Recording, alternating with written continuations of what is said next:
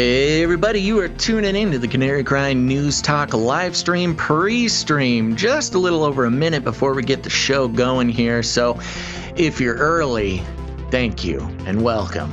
And a big old congratulations to DJ Chuck Norris over on YouTube for the first Comment of the Day award. Now, I want to remind everybody we got to use those algorithms to our own benefit. Do some jujitsu, some judo on those algorithms. So if you're here early, please go ahead and hit the like button. Make sure to subscribe and set that notifications to all. It'll really help the algorithms know that it is their duty, nay, their destiny, to share the show with people who may not have found it before. So we thank you very much for hitting that like button early. Don't worry, you can always take it away later if we, say something you don't like. But let's see how many we can get in here. Okay, folks, we're just about to get started. As usual, make sure to stay hydrated and follow us on multiple platforms. That includes youtube.com/Canary Cry Radio and twitch.tv/Canary Cry Radio. Okay, let's get her going.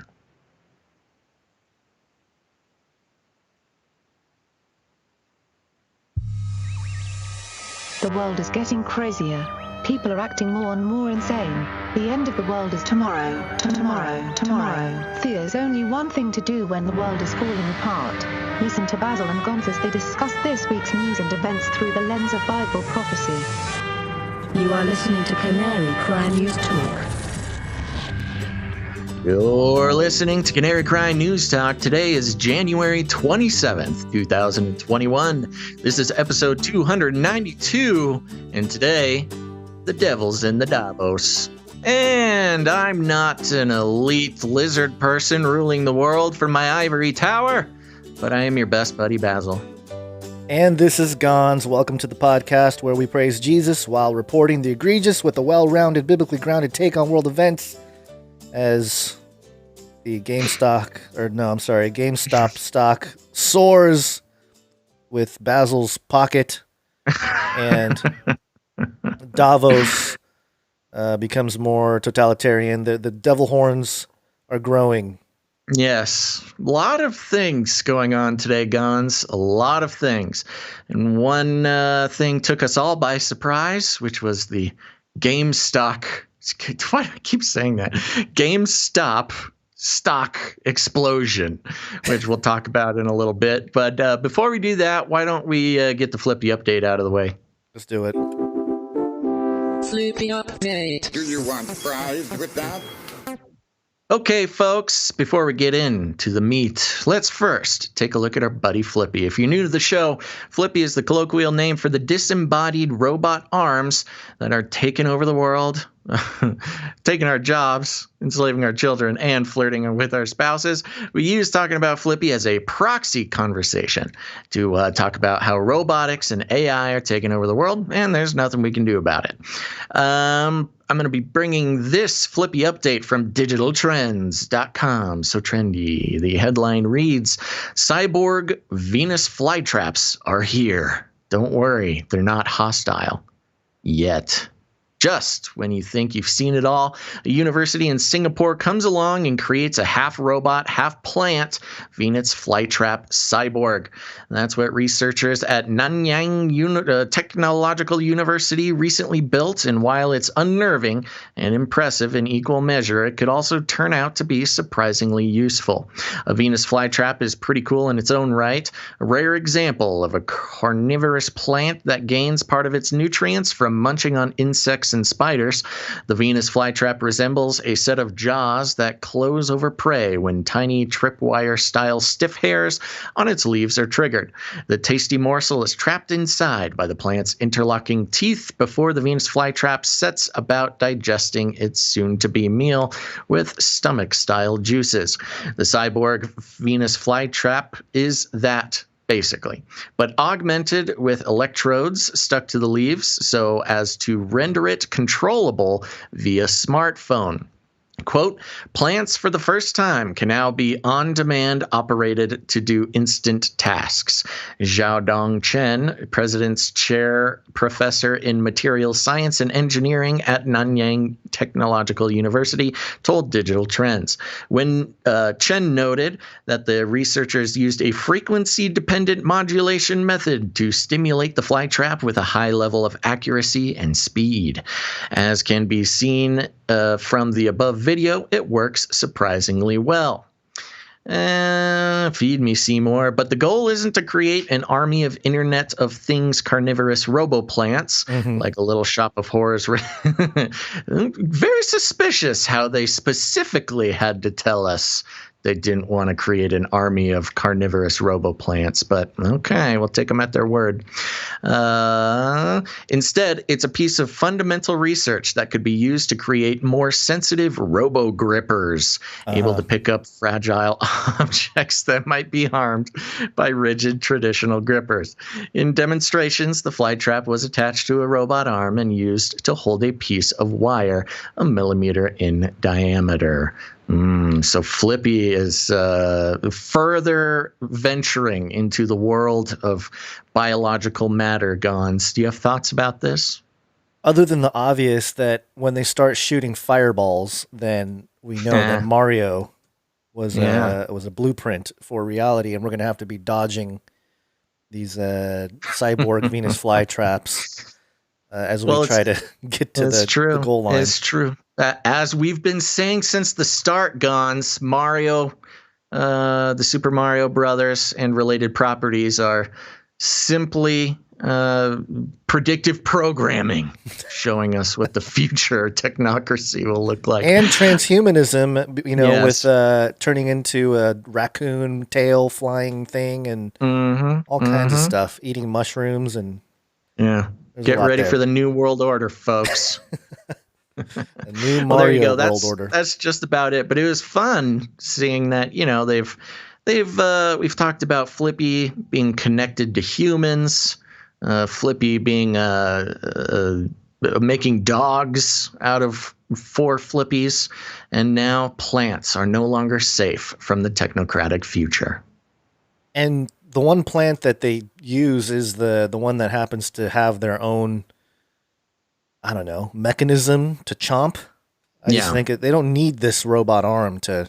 Anyway, it's a plant gripper already, but they must. Yeah, they're not happy just leaving this plant to live its life eating little flies. They must control it, as humans often try to do. Yeah, well, we are living in the New World Order. Yeah. Oh, it's the New World Order! It's here!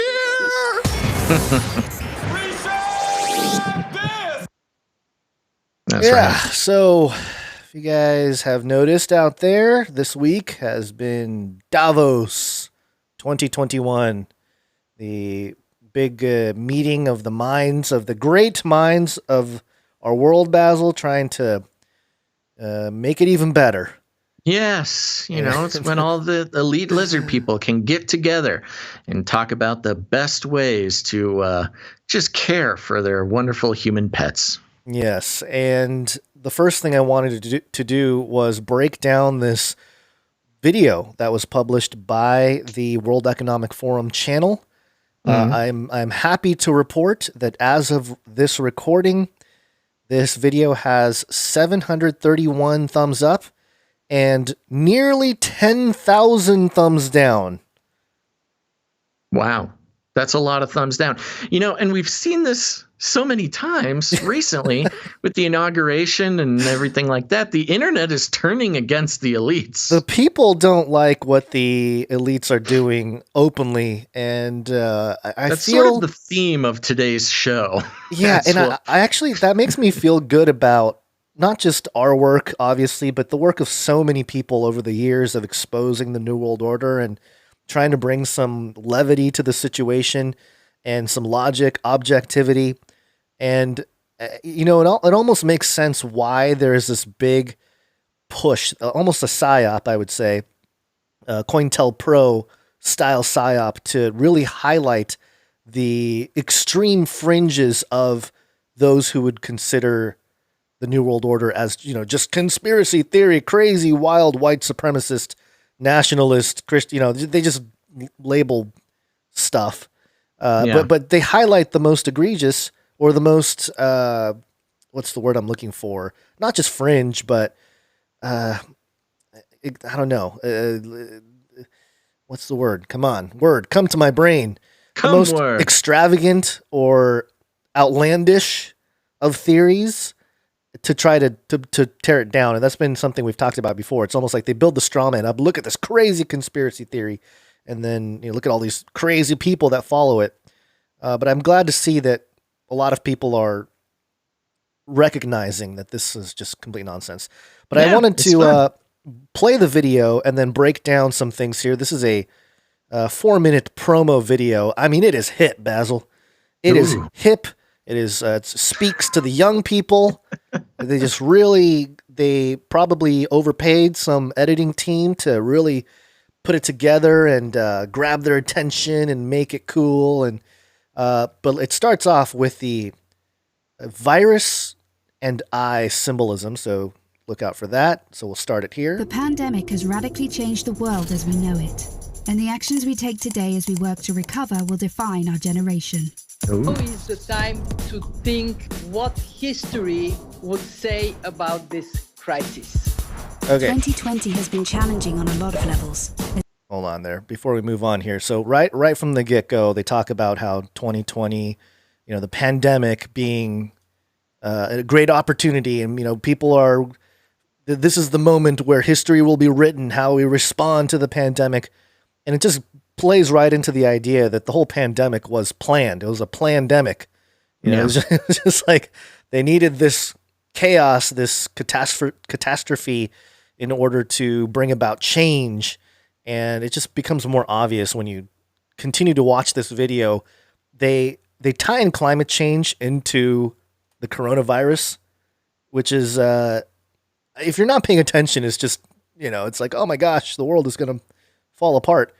But yeah, let's keep going here. It's the time to think what history would say about this crisis. 2020 has been challenging on a lot of levels, as economic, environmental, and societal frailties have been laid bare. But it's also proved that when we need to, we can act rapidly and restructure our lives. The recovery from the pandemic is an opportunity. We can see rays of hope in the form of a vaccine, but there is no vaccine for the planet. Nature needs a bailout. Okay. Nature needs a bailout. Nature needs a bailout. That's Antonio Guterres, UN Secretary General. Nature doesn't have a vaccine, and I would argue Jesus Christ is the actual vaccine for nature. If you really want to bring it, you use that analogy of what a vaccine is supposed to be. Ooh. But nature needs a bailout. I mean, come on. What kind of BS is that? What are you talking about? That's secret code for those who have enough capital to have an investment in green technologies can get a bailout because we can give money. You can't give money straight to trees, but you can give it to companies who can profit from plant trees. Yeah.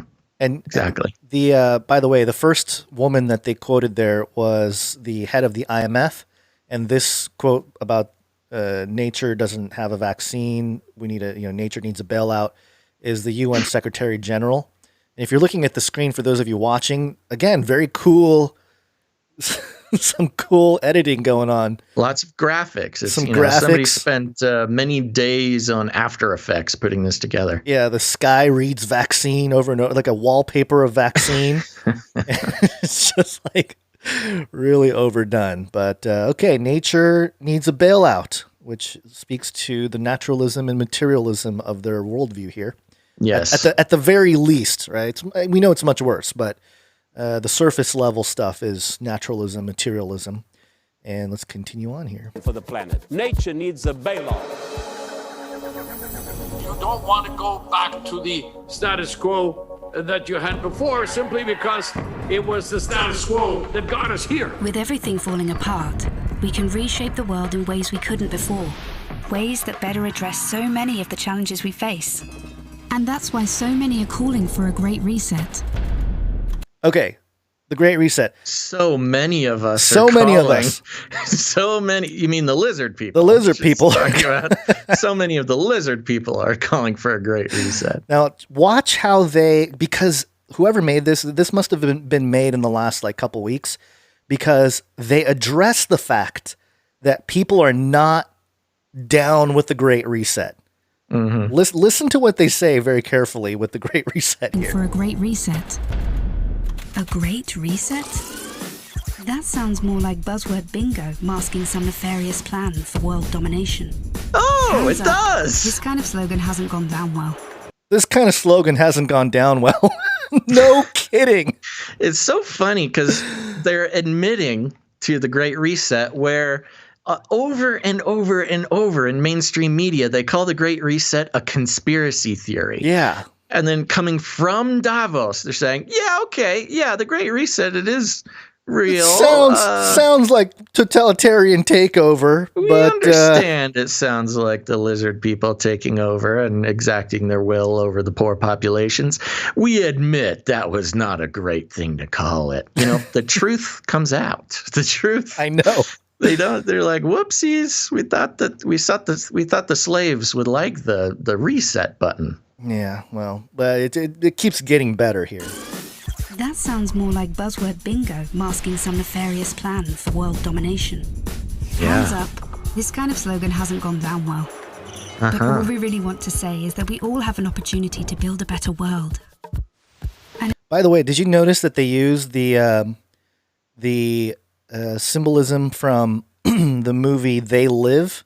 Yes, the obey. The obey and the sunglasses. Obey. Yep. Yeah, well, that's the interesting thing about this, because of course the first instinct was for Klaus to come out and make a video saying all this stuff. Yeah. But they've realized that Klaus looks like what you imagine Xenu from the, he looks like the lizard. Yeah, the lizard people, God-man. Right. He wears these space suits. He looks like the bad guy from Battlefield Earth. And his accent doesn't help. Yes. Right. The sinister accent. Yeah. So basically they're taking all that and they said, okay, we can't show Klaus. Klaus, we can't. I think they do a little later. There's a snippet of Klaus. You can't leave him out. But so I say all this to say that they are using the memes of what they would call conspiracy theorists, what we would call reality analysts, using the memes, the thought processes, the symbology, and the references of the skeptics like us to turn it around. And so that's what you're seeing here. And I imagine this is going to be very effective for a lot of people, unfortunately. You think so? It's not working out too much if you look at the like-dislike ratio. It's not really, a lot of people are like, yeah, okay. No. That is pretty funny. I don't know. We'll see. We'll have to see. Okay. So that is quite the ratio. Yeah, it is. And so less than 1,000 likes and over, what is that, 9.7 dislikes? Yeah, approaching 10,000 dislikes or thumbs down. Yeah, this is not going the way they hope. Okay, let's keep watching it. No. So yeah, the Great Reset billboard, They Live sunglasses that says obey. And we'll continue on here. It is. But all we really want to say is that we all have an opportunity to build a better world. Do we all? And it's not surprising that people who've been disenfranchised by a broken system and pushed even further by the pandemic will suspect global leaders of conspiracy. But the world's not that simple. Really? I don't think what she just explained was simple either. She's like, this super complicated network of conspiracy and evil lizard people is not that simple. That's yeah, it's not a very good answer or response to the criticism that, hey, maybe the global elite are trying to conspire to rule over us for the event Davos 2021. It's called Davos Agenda 2021. I know. Where the elite get together and plan the future for mankind. It's they don't really understand. Again, using the symbolism, the language of people who are skeptical of their plan. they're like, oh, all these skeptics love the term Agenda 2021, or they love that movie. They Live. Well, let's just use all their own symbols and language, and that'll help them. I could picture Klaus. What are they googling? Or agenda? Okay. Nancy, how do I open my email again? All right, so it's not that simple. Then you're going to see all the different movements. Where is my good friend Clippy to help me out? All right, so you're going to see all the different movements, including BLM. So look out for that for those watching. Every one of us has differing priorities, values, and ideas.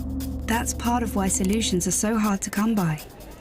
Okay, so again, they're showing all the chaos in the streets and people waving BLM flags and all this, which is really ironic because a lot of those movements were funded by the elites. So it's like they had a lot to do with it. Okay. And again, that's not conspiracy theory. That's just the truth. And they're just trying to make it seem like the people with different values and ideas and belief systems, they're all just naturally grassroots coming up with these movements, but we know that's not the case here. And why we all need to be involved in the decision making.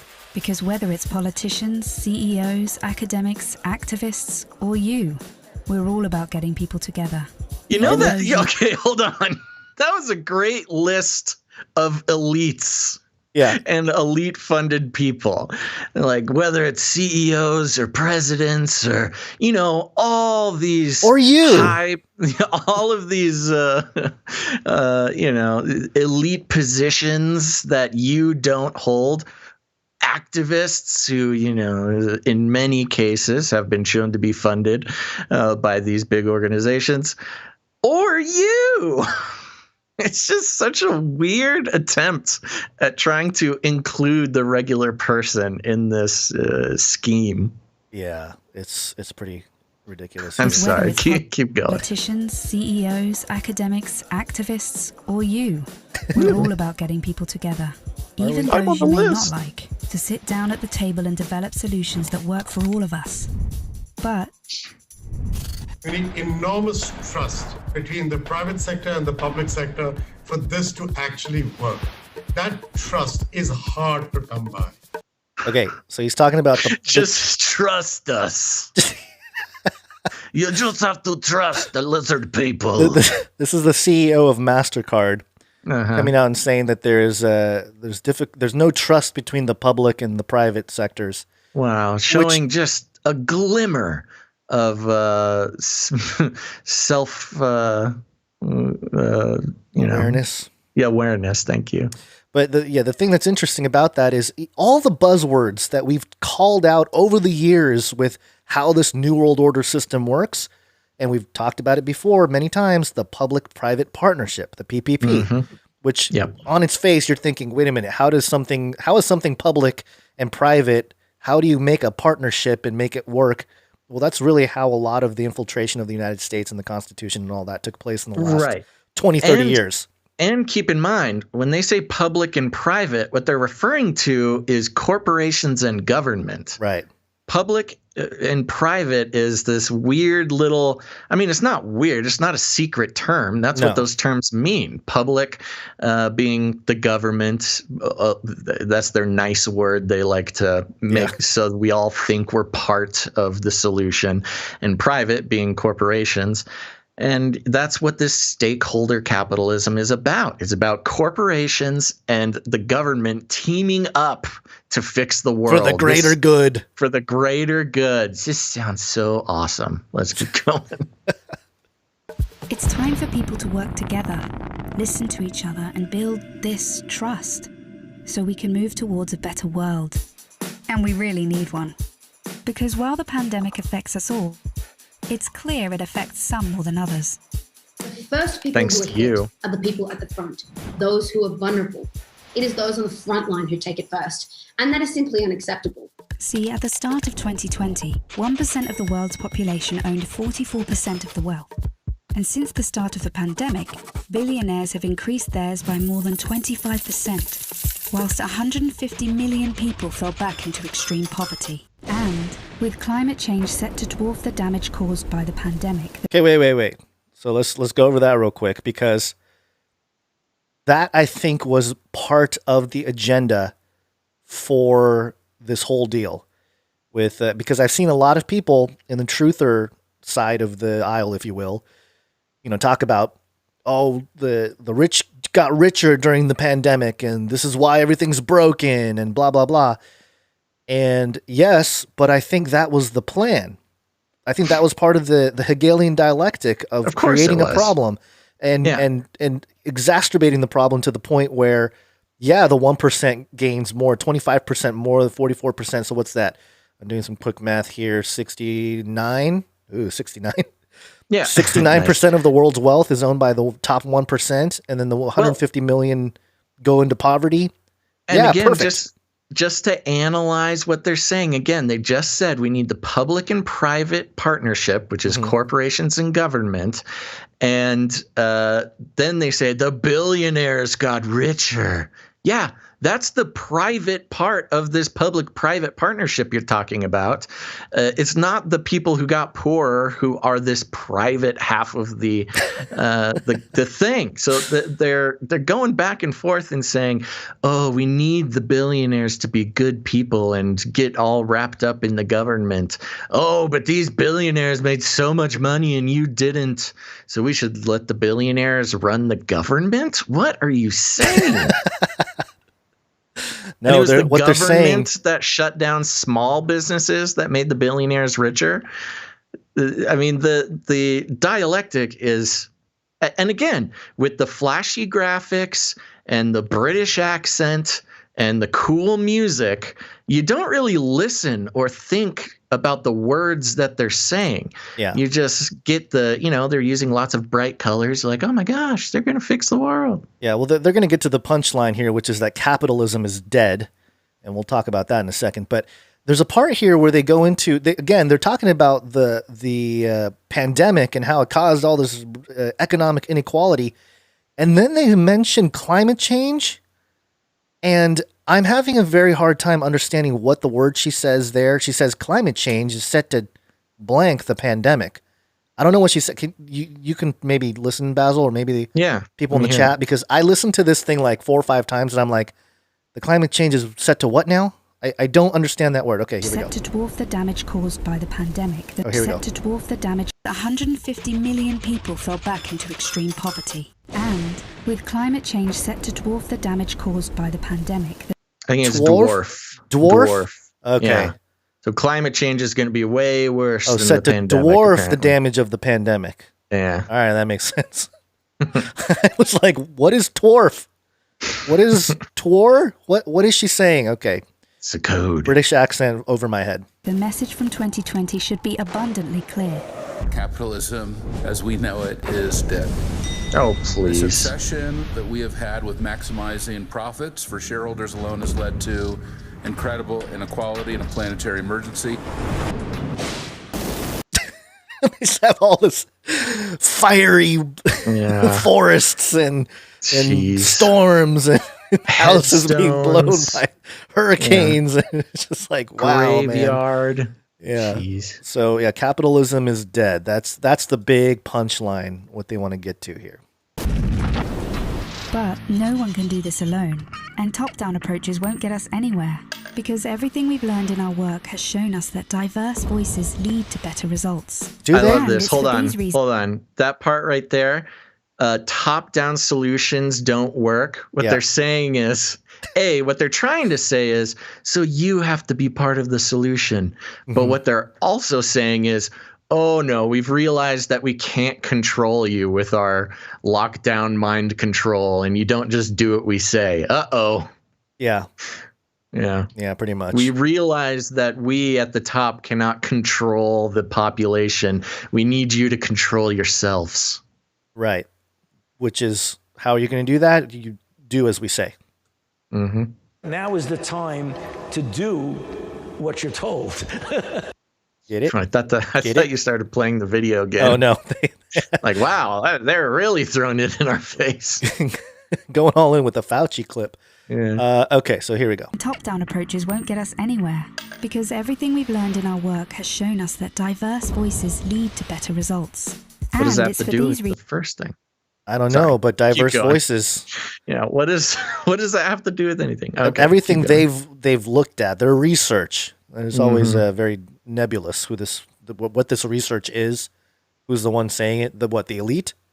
What are they saying? What do they mean we? Anyway, go on. Our work has shown us that diverse voices lead to better results. And it's for these reasons that the forum talks about something called stakeholder capitalism, which would shift businesses away from just profit. Because if we want to change where the focus of our recovery will go, then we need a new dashboard for the new economy. And that needs to encompass people, planet, prosperity, and institutions. Giving people a real stake in the economy and putting well-being before growth. And that's all about getting the right people in the right place at the right time. We must rebuild our relationship with nature for the survival of the peoples and our planet. We have a window of time which is closing, and we need everybody who cares to get together and find solutions now. It's the people who have great ideas and who share them with others.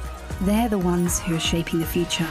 So if you want to be a part of the change, then tune in, turn on, and get involved. Follow the Davos agenda right here, online, on YouTube. Good luck. On YouTube. All the masked people, too. Get involved on YouTube. Where we silence people that don't agree with our agenda. Yeah, right. Wow. So that's the 4-minute promo video, Davos agenda, which did not go well with the public there, at least. I don't know, maybe there's some... Did they shut off the comments? Ooh, they didn't. I love this. This is so great. And this account, man, I mean, we already talked about it, but this fits right in with people are not buying it. People are starting to realize that they can take some control. Yeah. And you know what's fun about the likes and dislikes? And this is not necessarily some big secret insight, but somebody who might not have the background with this information that our listeners might have, they'll go to the video, what's this? It's got a lot of views. Okay, let's say, whoa, 10,000 dislikes to under 1,000 likes. Well, I know how I need to feel about this now, to a degree. A normie who's sort of like programmed to accept, whatever, the over-socialized, Sure. Those who get their worldview and their thoughts just from the socialization around them. This is good news. This is an interesting way to fight back that may actually help somebody wake up. Who knows? Well, the other angle to this is going to, much like this promo video, it's only going to shape their messaging more. It's just they're just going to get better at trying to convince all of us, which I don't know. Maybe it's not working because it's not working. So I don't know. I think there is some hope. I think there is some hope. There tends to be, especially in our types of circles, there tends to be this sort of overarching fatalism with everything. Yes, there is. And I don't, and we're guilty of that sometimes. But it's all going to end. The end of the world is tomorrow. Everything is tomorrow. Bad. Everything is as planned. Yeah. But there are, I struggle myself, and I think we all need to keep in mind that it's not everything is fatalistic in every moment. I think there is some glimmer of hope with the reactions to some of these things. Yeah, and the top comment here, the same people that caused the crisis now want to bully around and tax us for cleaning it up. Oy vey. And I'm seeing that Fed Chair Jerome Powell is doing a live thing, but we'll skip that. We'll save that for later. See what he says there. So that video obviously didn't play well, but maybe Greta Thunberg will speak more. And according to this video here, Greta Thunberg's message to the Davos agenda. 655 likes, 1.3K dislikes. So not going well for Greta either. But there's a couple clips I wanted to play from the Greta video. Here's the first one here. I understand that the world is complex and that change doesn't happen overnight. But you've now had more than 3 decades of blah, blah, blah. How many more do you need? Because when it comes to facing the climate emergency, the world is still in a state of complete denial. So this is really interesting. I find it fascinating that they always put Greta in this like middle ground, common man chair where it's like she's criticizing the elite for not doing anything. You've had 3 decades of blah, blah, blah, and still nothing has been done. Which is kind of, an agreeable position. It's an agreeable position, but on the fact so that many levels. It is, but the fact that, I mean, that depends on if you agree with the problem. You know what I mean? It's almost like putting her out there like this. I just mean the position because, I think everybody should be looking at the elites and being like, you don't want to fix this. We all know you don't. Now, I wouldn't probably get all hyped up about necessarily her same cause necessarily, I think. But we can all agree that the elites are not doing what they're supposed to be doing. This is like the greatest example of controlled opposition. Yes. Yeah. I mean, she's on the Davos channel. Mm-hmm. They've groomed her to be this great voice of the people, the young people, and all that. Mm-hmm. But she's complicit with all of them. It's a very in-your-face psyop, if you really want to break it down. But there's this other part here where she talks about hope. I thought this was interesting and important to point out, especially as Christians. We can have as many meetings and summits as we want, but unless we treat the climate and ecological emergency like an emergency, no sufficient changes will be achieved. What we need to begin with is to implement annual binding carbon budgets based on the current best available science. And right now, more than ever, we are desperate for hope. But what is hope? For me, hope is not more empty assurances that everything will be all right. Quick. Yep. So she mentioned the carbon budgets thing, and we've talked about this before, but just as a refresher, that's her solution is carbon budgets. Yeah.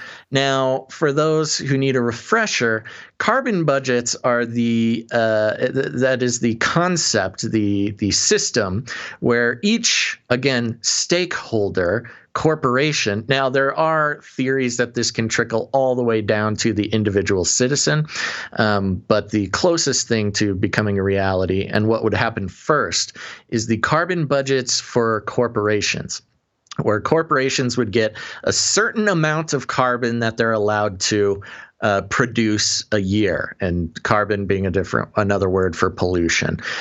And what we're really talking, and within this carbon budget, you're able to buy and sell and trade this carbon budget. So, one factory makes 100 carbon. I'm just making these numbers up. 100 carbon. Another factory, if everybody has a budget of 100 carbon, one factory maybe use 50 of it. Another factory, in order to make what they want to make, they need 150. But they don't have the budget to make it. So they can purchase that carbon budget from a smaller factory or a factory that produces less carbon. And so what you're really talking about here is the creation of a currency, a carbon currency that is this in an ecosystem, an economy, a carbon economy only accessible by corporations and quote unquote the stakeholders. And so, we're in this situation where the economy is so built on debt and fake money and all the financial tomfoolery that runs the global economy. This introduction of a carbon currency is kind of like, when the introduction of cryptocurrency came around, where it's like, well, the regular system isn't working, so we're just, we'll make this other system, and then we can, kind of operate on this parallel financial universe. And that's part of the Great Reset thing, where you fork the economy into this carbon economy, and now suddenly, you'll have this whole network of stakeholders, corporations, manufacturers, and things like that, trading this carbon budget, which I don't know exactly what kind of effect that will have, but it will allow more financial tomfoolery, but not with dollars or not with rubles or whatever, but with this global currency of the carbon budget or carbon allowance. It's the closest thing to a global currency at the stakeholder level that we currently have. Of course, there's lots of theories for global currency in regards to cryptocurrency and stuff like that. But this is a very real version of a global currency that regular citizens would have no access to.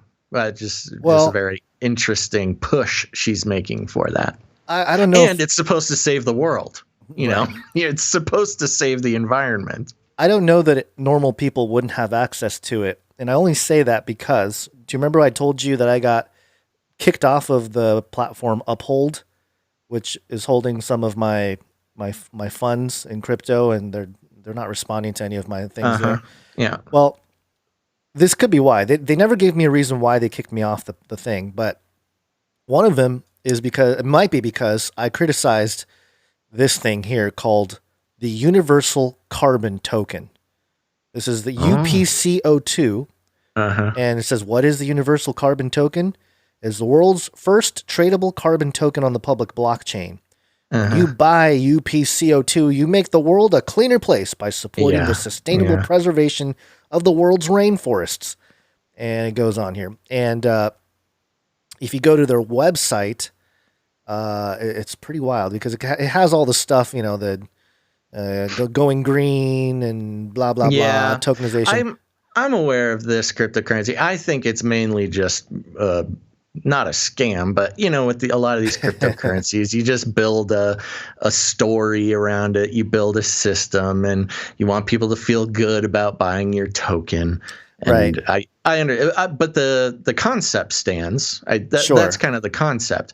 Now, I think this economy will mainly be accessible to stakeholders, corporations, and I think eventually it will go down to citizens. I think we're another decade out from that, but your point stands. I think eventually, all of us will have our carbon budget and we can't go over that. And if we go over it, we get taxed, because if we get taxed, we can save the world. Right. And in fact, this emission payment, I'm realizing now, being reminded by Interstellar Marbles on Twitch, they say I have to pay emissions where I live. You know, we all do in different ways. But there are places around the world. I know, what is it? Some Scandinavian countries. I think it's like the Netherlands or something. Don't quote me on that. But you do actually have sort of a carbon budget. I don't think it's very consequential now, but I think there is sort of taxes and things like that attached to it. So anyways, there you go. So that's her big plan for saving the world.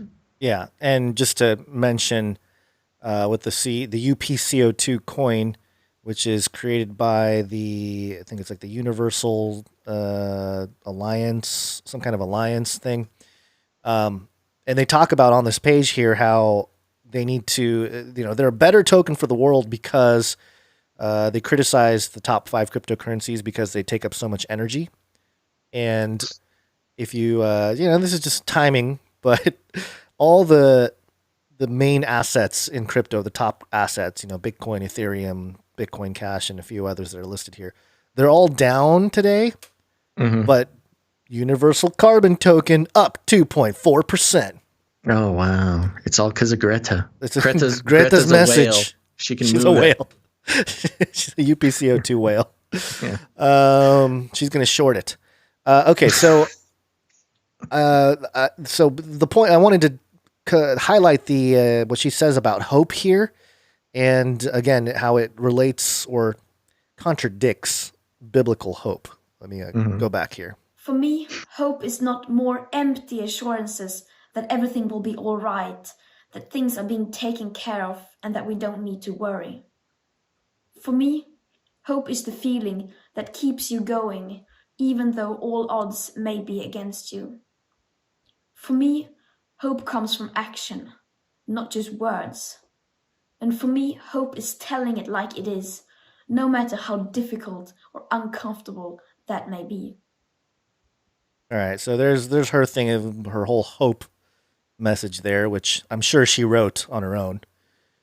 And I want to compare that to. I was going to say that is some very, somebody did a great job of writing that down for her.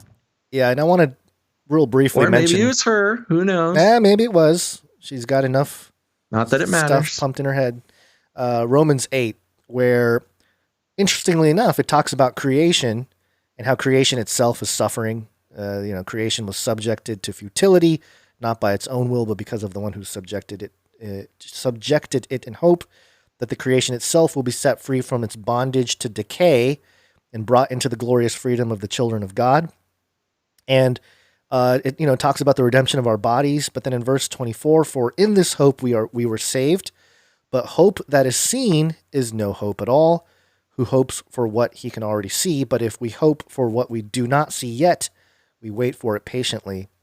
And it's talking about the return of Christ and the full restoration of creation through that. And so I thought it was fascinating that, even though Greta is trying to push this hope message, hope is action, in reality, it's kind of like, from the biblical perspective anyway, it's kind of like, no, you hope is truly the true release from bondage, from creation. Because ultimately, that's kind of what her message is, right? We want to save the world. We want to free the world from pain and suffering and all that kind of stuff. Well, yeah, that's like the whole biblical message, part of it anyway. And it comes from hope unseen, because obviously Christ isn't back yet. But I don't know, I just thought there was an interesting contrast there. Where she's been riding that hope train for a while. That's sort of her big thing. Her finale. Yeah. Yeah. So, by the way, I do want to mention there's no need for the personal attacks on Greta. I mean, I understand. Look, I'm not trying to defend Greta, but every time we do bring Greta up, there's like a lot of weird personal attacks on her that really have nothing to do with the important stuff. And I think it's kind of a distraction. Based on her looks and the way she talks and the width between her eyeballs and the things like that. It's just don't worry about it. Don't get distracted. It's about her message that needs to be analyzed. Nothing really good comes from, I don't know, personally attacking anybody except for Klaus Schwab, our evil alien wizard person leader. You can make fun of Klaus. Klaus and Bezos. You can make fun of Klaus, but yeah, not old Greta. Mm-hmm. I do have an outline that I think we'll dig into maybe more next episode. We'll have to see. But there's some notes from producer Audrey. She's been around with our Canary Cry world for a long time, and she's been keeping an eye on the whole Davos situation. And some of the things she pointed out. Net zero cities, zero carbon. We need to think, these are quotes, I think, from her notes here. We need to think in terms of neighborhoods instead of communities. The fourth industrial revolution in AI. The fourth industrial revolution will run on AI. The Internet of Things will make everything digital and will be used to connect citizens and cities together. Borg hive mind. With blockchain, we have traceable digital connection that we can link our health, education, workforce, consumerism, industrial waste, CO2 emissions, energy, etc. for global transparency to help combat future crisis and climate change and to achieve the 2030 goals, as well as other goals like the Green New Deal. So that's part of the whole agenda here. And then she mentioned the stakeholders capitalism, which obviously that's a big thing that we've been pointing out for a while. I don't know if we were the first ones to really kind of nail that one down, because I know people are talking about the Great Reset and Build Back Better, and that's been around for a while. But I mean, I don't think we were the first, but we certainly, I think we're not super early, but I think in the last like 2 or 3 months, we were like, yeah, stakeholders capitalism. Come on, this is ridiculous. We broke it down, but And it's not even a secret. I mean, it took very little analysis. They said on their own website, stakeholders are corporations. And this is what Klaus said. This is paraphrased. We need to move to large-scale capitalism. COVID is showing that people are expecting more from government and corporations. Are they? Are they, Klaus? Are they really? Yeah. We couldn't expect any less. I'll give that to them. Not just material, but services like cleaning up the environment, for example. Okay. So, and according to Carl Teichert, our friend Carl, he said this about stakeholders capitalism. He said, stakeholder capitalism is the embracing of social indicators and targets within a company's economic ecosystem, and more broadly, how corporations and national governments can work together to engage social behaviors within a changing economic model. That's very succinctly put. They're really the social behavioral change that they're desiring through the changing economic model. I think that's really on point. Any thoughts on that? On Carl's little definition there? I got distracted by the chat. Cool Runnings Mon says, "What is this? A great reset for ants?" Great Zoolander reference there. Read it again. Okay, so this is Carl Teichert, our friend. He said, stakeholder capitalism is the embracing of social indicators and targets within a company's economic ecosystem, and more broadly, how corporations and national governments can work together to engage social behaviors within a changing economic model. Yep, that's exactly right. Yeah, well put. That breaks it down. Yeah, and it's so funny because nobody's buying it. I'm just, it's just, I've yet to see anybody buy it. Nobody buys it, but you know what's going to happen? Because corporations, that's what I'm saying. Because corporations and governments basically rule our lives when it comes to jobs and stuff, they're gonna lay out this dashboard that they were talking about. We need a new dashboard, the metrics for all this stuff, right? And if you don't comply, you're not gonna have a job. Yeah. You're not gonna make money. You're not gonna be able to participate in this new stakeholder economy. Yep, that's what's gonna happen. Things like the social credit score and different technologies that we've been exploring for a few years now will be all built into that. Yeah, and this is all part of BLM. And the reason why BLM is part of this is because they're going to have racial standards. We'll get into that in a moment here. As part of this whole thing of diversity and all that. Yeah. Well, whether it's BLM or not, certainly critical race theory as an ideology will be integrated. Yeah. Well, BLM being sort of the front runner of this whole thing. I think. Yeah, I'm starting to not give so much credence to organizations as much as ideologies.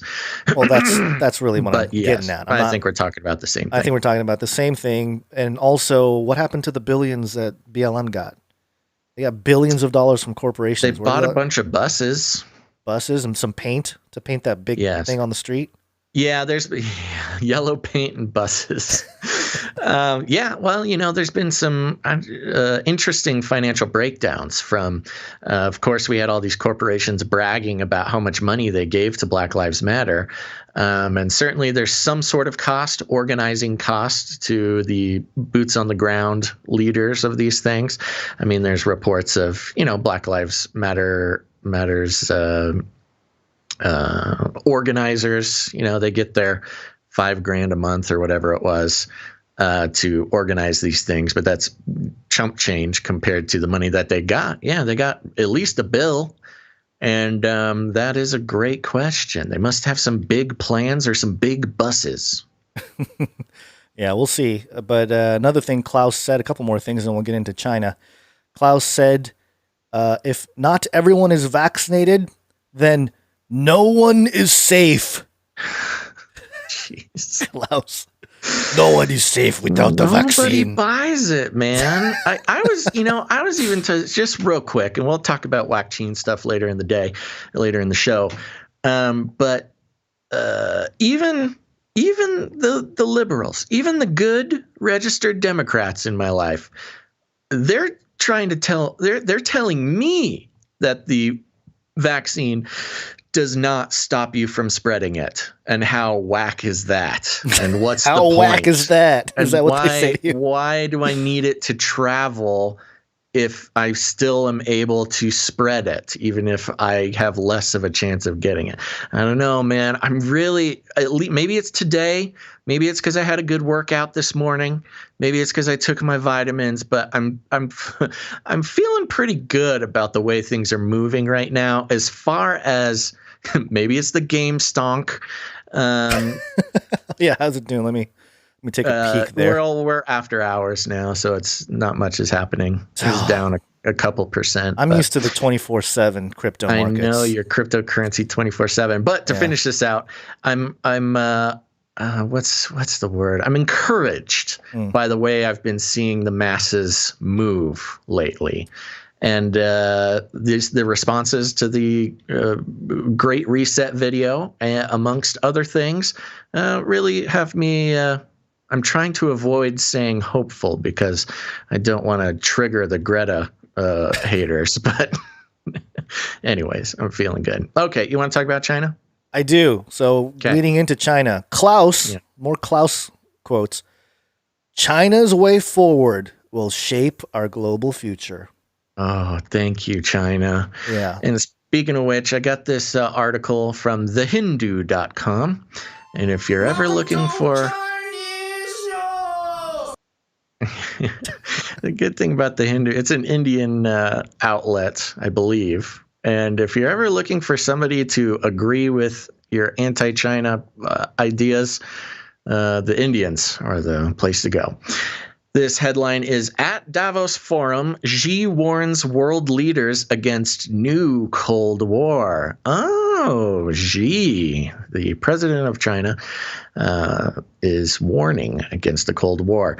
It reads like this. Chinese President Xi Jinping warned global leaders at an all-virtual World Economic Forum at Davos on Monday against starting a new Cold War, and urged global unity in the face of the coronavirus pandemic. Having largely curbed the spread of the pandemic within its borders, Mr. Xi wants to position China as a key player in a new multilateral world order, as the U.S. remains crippled by the pandemic. So we have sort of a power play at Davos here for China to step up to the world stage as the U.S. remains crippled by the pandemic. Quote, to build small cliques or start a new Cold War, to reject, threaten, or intimidate others will only push the world into division, said Xi Jinping, adding that confrontation will lead to a dead end.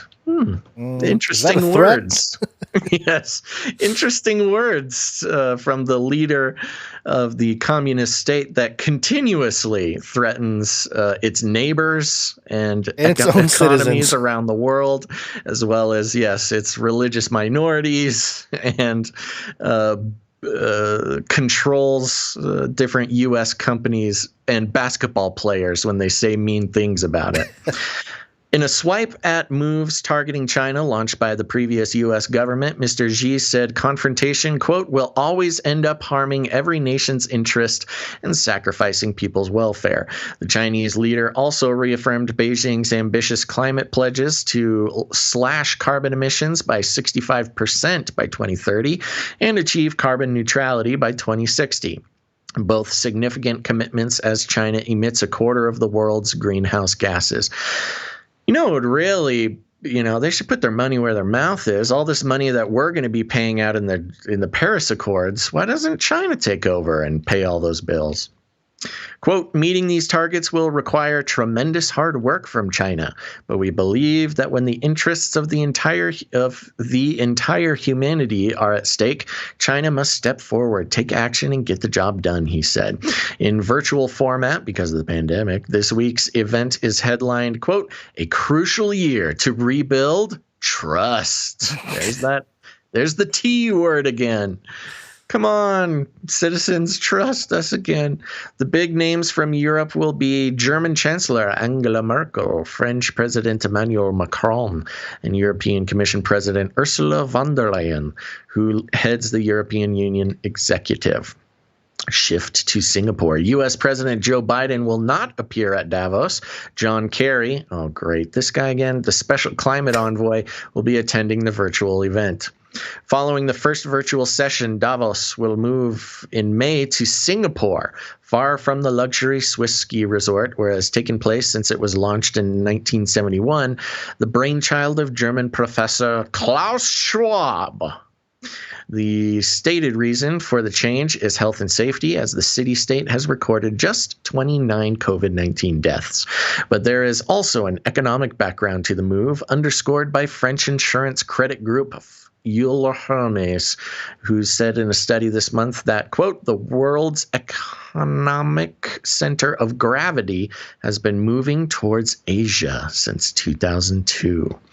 Booking growth of 2.3 last year, while other major economies slumped, China is now on the course to equal the size of the U.S. economy in 2030, 2 years earlier than the analysts predicted before the pandemic. Quote, the COVID-19 crisis would accelerate the shifting global balance towards Asia.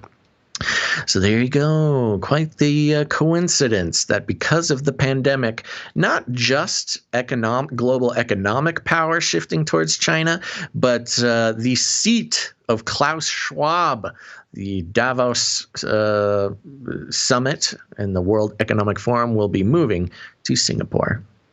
John Kerry, notoriously Skull and Bones. Yes. Yeah, so don't forget about that. Famous Skull and Boner. So I didn't. Let's move on. Okay. But also from the notes from Audrey, she mentioned a quote from Xi. He said, quote, without global laws, the world will go back to the laws of the jungle, which is very reminiscent of George H.W. Bush. No, wait, George. Yeah. Wait, which one's the senior? Anyway. The HW. Old, yeah, HW. Okay, I got it right. When he talked about a new world order back in 1991, where he says, where we have the rule of law, not the law of the jungle. We have a real opportunity for a new world order. That he brought up the laws of the he brought up the law of the jungle there too. It's just a very interesting thing where they invoke the law of the jungle. Yes. You're distracted again. But it's okay. Yes, I'm repenting. Yeah. Part of the criticism for China rising and the U.S. devolving might create some hostility in the U.S., some hate speech against Asian Americans or Chinese Americans. Well, Biden is getting ahead of that with one of his 37 executive orders in the first week. Whitehouse.gov. Memorandum condemning and combating racism, xenophobia, and intolerance against Asian Americans and Pacific Islanders in the United States. So you better watch out, all you people out there. You make fun of me and you're going to be going against the executive order of the president. And it says here, Section 1, condemning racism, xenophobia, and intolerance against Asian Americans and Pacific Islanders. The federal government has a responsibility to prevent racism, xenophobia, and intolerance against everyone in America, including Asian Americans and Pacific Islanders. I didn't know that. I didn't know the federal government has a responsibility to prevent racism. It's like, oh, wow, okay. Well, I mean, what are the feds good for if not controlling every part of our lives? I know, but it's just weird. It's wild how they're like, they protect especially Asian Americans. Really? Okay. I thought you guys were white now. Okay. I know. It's just the pendulum keeps moving. Maybe that's how they're protecting you. Yeah. Yeah, that's their goal. We'll just call them white. The Secretary of Health and Human Services shall, in coordination with the COVID-19 Health Equity Task Force, consider issuing guidance describing best practices for advancing cultural competency, language access, and sensitivity toward Asian Americans and Pacific Islanders in the context of the federal government's COVID-19 response. It's just bizarre to me that all this race stuff is under the banner of a health crisis. Why is racism a health crisis anyway? Well, they tried everything else. I guess. It's just really weird. Attorney General shall explore opportunities to support consistent with applicable law, the effort of state and local agencies, as well as the AAPI communities and community-based organizations to prevent discrimination, bullying, harassment, and hate crimes against AAPI individuals, and to expand collection of data and public reporting regarding hate incidents against such individuals. That sounds like Minority Report, and I don't like being stuck in the middle of the agenda for the Minority Report to roll out, just use us as fodder, roll out them Asians. Yeah, you are a battlefield, Guns. I guess, in any kind of bullying, harassment, discrimination, we need to collect all that data. Give us all that data. We need to monitor you. All the data. I just don't like this. I don't need this, Joe Biden. Okay, anyway, I'm just, I think this is part of, getting ahead of any kind of criticism that might come as China overtakes the U.S. in the stage of world economies. And then, the rest of the stuff from the Davos is really just all about companies that are jumping on board with this whole agenda for stakeholders capitalism. I have the Yahoo Finance there's a here. big story about Ecolab. Yep. There was, 48 big tech companies that partnered with World Economic Forum. I don't know if it's worth it to go through the list, but it's all the ones you might expect. Yeah. Cisco, Cognizant, Facebook, Google, HP, Infosys, LinkedIn, Microsoft, PayPal, Salesforce, SAP, Tata, Consultancy Services, and Uber Technologies. And again, what does it mention? Long-term strategy to become an anti-racist organization. Yes, they have to commit to putting racial and ethnic justice on their board's agendas. Take at least one firm action and set a long-term strategy to become an anti-racist organization. It's just so interesting. I don't know. What is the... I mean, it's part of the Great Reset plan, but I'm not sure, and this is put forth by the World Economic Forum, and it's just, I'm not quite sure what the incentive is besides just being affiliated. You mean, you know what I mean? With the World Economic Forum. Oh, yeah, I'm pretty sure it's got to do with, again, the WEF. And are there Chinese companies? Does China have a list of 50 companies that are committed to racial diversity? Are they going to put white people on the or black people or it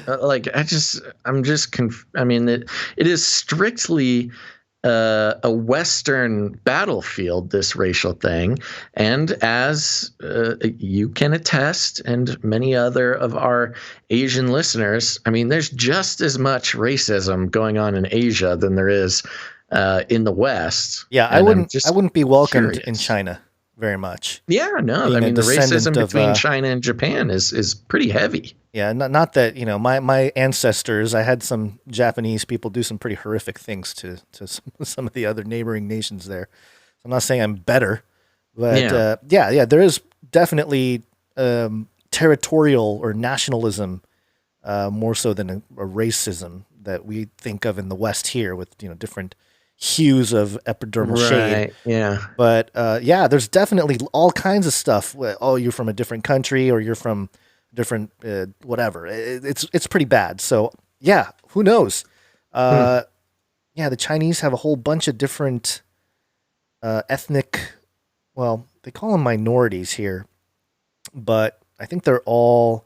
There's the Han. The Uyghurs are in concentration camps. Right. Are they going to put Uyghurs on the boards of big Chinese companies? Oh, that's a good question. That's a question to ask Z. Yeah, and then you'll just be Biden will come out and he'll be like, "Don't touch my hairy legs." Well, one last thing here from Forbes.com, and Forbes has been on a tear lately. I have another Forbes thing to bring up later in the show, but they have this article here. View from Davos, European ESG progress looks good on paper, but business must fully tap technology to thrive. It can take a crisis to consolidate a consensus, something that has become increasingly evident as we emerge from the COVID-19 pandemic. Did you know we're emerging from the pandemic? After Biden was inaugurated, I've noticed that we are.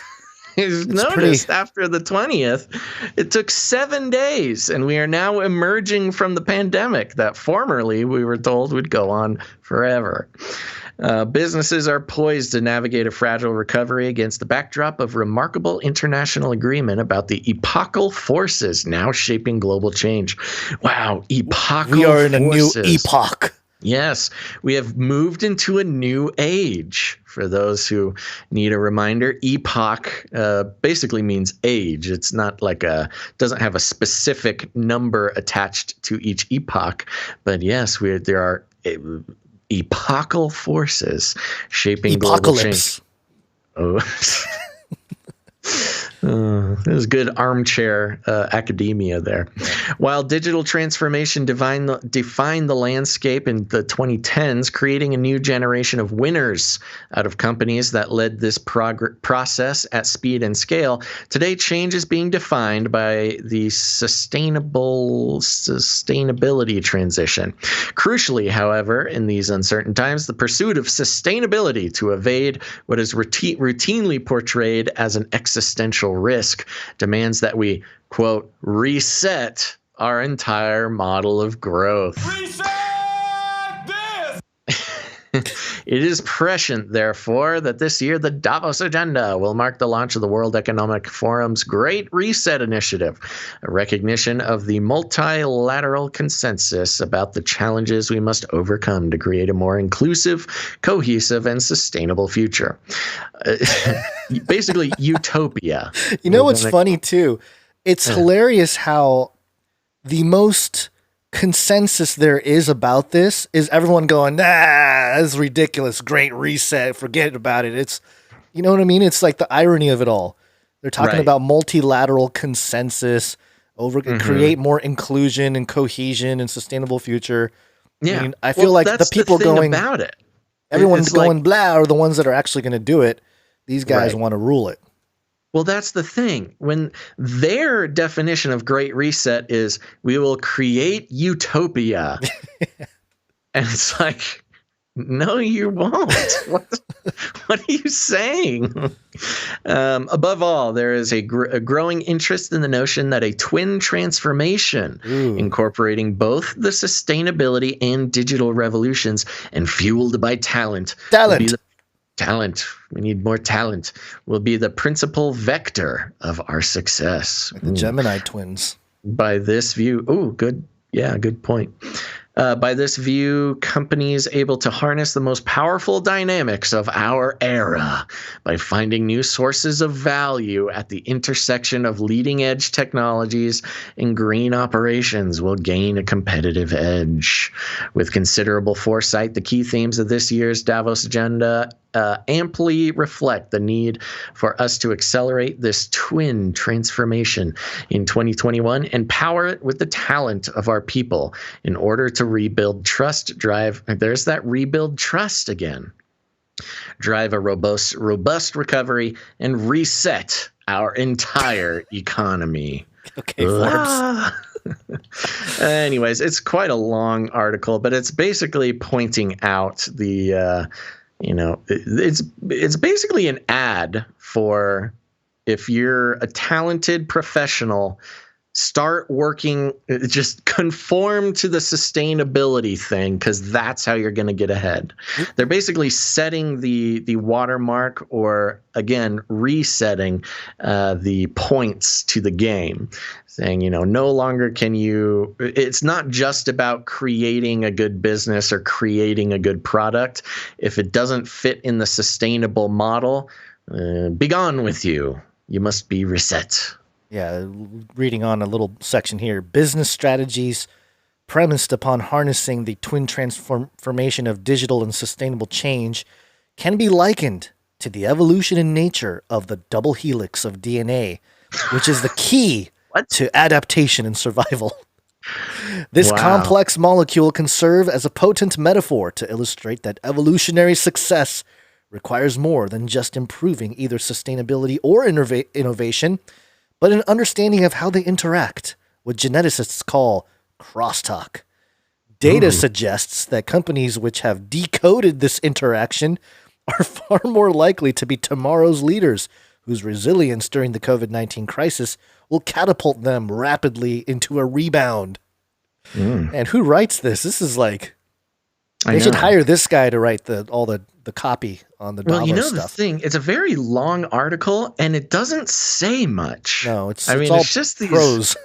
Yeah, it's very sort of, I don't know. Yeah, prose. That's what it is. It's just like 6,000 words of poetry to convince you that something the great needs to reset change. is among us.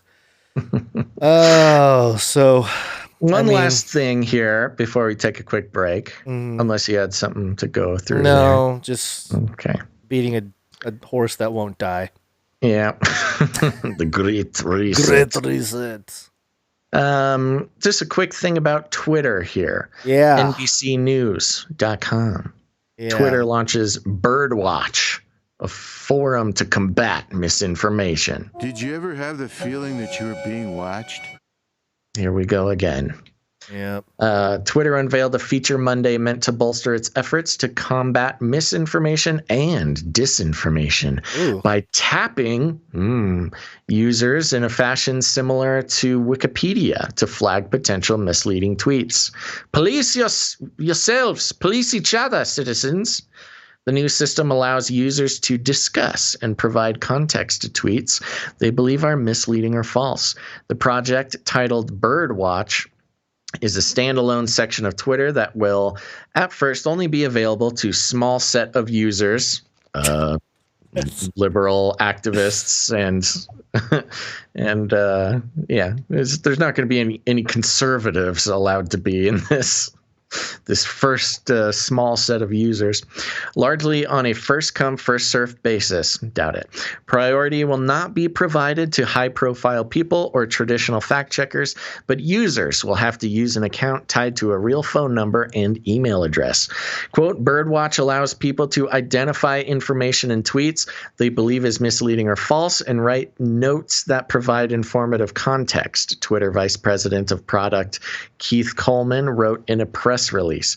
We believe this approach has potential to respond quickly when misleading information spreads, adding context that people trust and find valuable. No, nobody finds this trustworthy or valuable. Didn't they try this with Wikipedia already? Isn't that basically what they're saying this is? Oh, they actually mentioned that. That's what Wikipedia is. Yeah, it's user generated. But I think it's funny they call it bird watching or they call it Birdwatch because, like actual bird watching, it's only for people who have nothing better to do. That's really good. Thank you. Thank you. Yeah, I don't know if there's anything else to say about this, but yeah, it's. I think this is also an interesting scheme for Twitter to take action against misinformation without taking liability. So in the past, as we've seen, Twitter has attempted to sort of be the gatekeepers of truth on Twitter, of course, with examples like putting warnings on Trump's tweets and inevitably banning Trump and things like this. But now, if they make it another element of user-generated content, as is the habit of social media, it's a good way for them to take a step, show people that they, are trying to do something about all the lies, but not actually have to do anything and not take liability or responsibility for what gets fact-checked and what doesn't. Oh, yeah, true. Although it says here at the bottom how researchers will be able to download bulk data about Birdwatch entries, which he hopes will, quote, enable experts, researchers, and the public to analyze or audit Birdwatch. So I guess you are right. Like, it's not Twitter. It's you guys. You guys are gonna be the Don't ones. complain. Don't complain to us about the fact check. It wasn't us. It was your fellow tweeters. Yeah, and this ironically, this tweet, Twitter guy pointed out Twitter's new Birdwatch program bears an eerie resemblance to George Orwell's 1984, and it has the Birdwatch logo. And it just so happens that there was a 1984 book cover of a sideways eye that looks very similar. I mean, interesting. It's not all 1984. Actually, I think I have a copy of that 1984. Yeah, it's a later version. I don't think this was the original cover. No, it wasn't. But I mean, just somebody on the PR team there, maybe do a better job. That's so funny. So you don't look exactly like the cover of 1984. Yeah. Or at least one cover of 1984. That is hilarious. Yeah. So there you go. There we go. First half of show. Well, let's take a quick break. Are we doing it now? Yeah. It's break time. Come on, take a break. Okay, folks, we're going to take a quick break, but do not go anywhere, because after the break, we've got some 666 and 33 updates. We've also got some good mind control information that you're going to want to tune in on, as well as some AI updates, which will potentially be very impactful to our daily lives, as well as a Wackchine pandemic special section. And if you ever wondered how much Anthony Fauci makes, you're going to want to tune in for that, because Forbes has a lot to say about it. But first, we're just going to take a quick break and thank some of our producers. That's right. I did say producers, because we are on the value for value model. You've heard about big data, privacy concerns, Big Brother, digital spying, everything that has basically taken away our privacy and taken us many steps closer to actually living in 1984 again, or bringing us into this brave new world. But it's all because of advertising. For those who know the origin of all the reasons for censorship on the internet, it's all advertising, baby. That's why they want your information. That's why they track you. It's their excuse for censorship. You got to be brand safe. And not only that, but it's all fueled by corporate money from the stakeholders of the new capitalism. And so we decided that taking corporate money to run ads on this show just would go against everything we believe in. It's not the best way to make a living, but at least we can sleep at night. And yes, actually, Gons, you may have seen in the email, we got another offer for advertisers. And again, they don't listen to the show, or at least maybe they skip through the break. Maybe that's why they're like, oh, I didn't hear any ads on this. Quick, get them. But aside from that, that's what I said. We don't take corporate money. Instead, we have producers, and the producers are you. We are on the value for value model, which simply means we create some value, we put it out there, and if you get any value from what we do, you are invited to become a producer, an essential part of the ecosystem that keeps this show going, and the very real future of media as well as news media. We've been seeing major news networks start asking for donations, and that's because the advertising model is toxic and has bled dry the trust that citizens have in their mainstream media.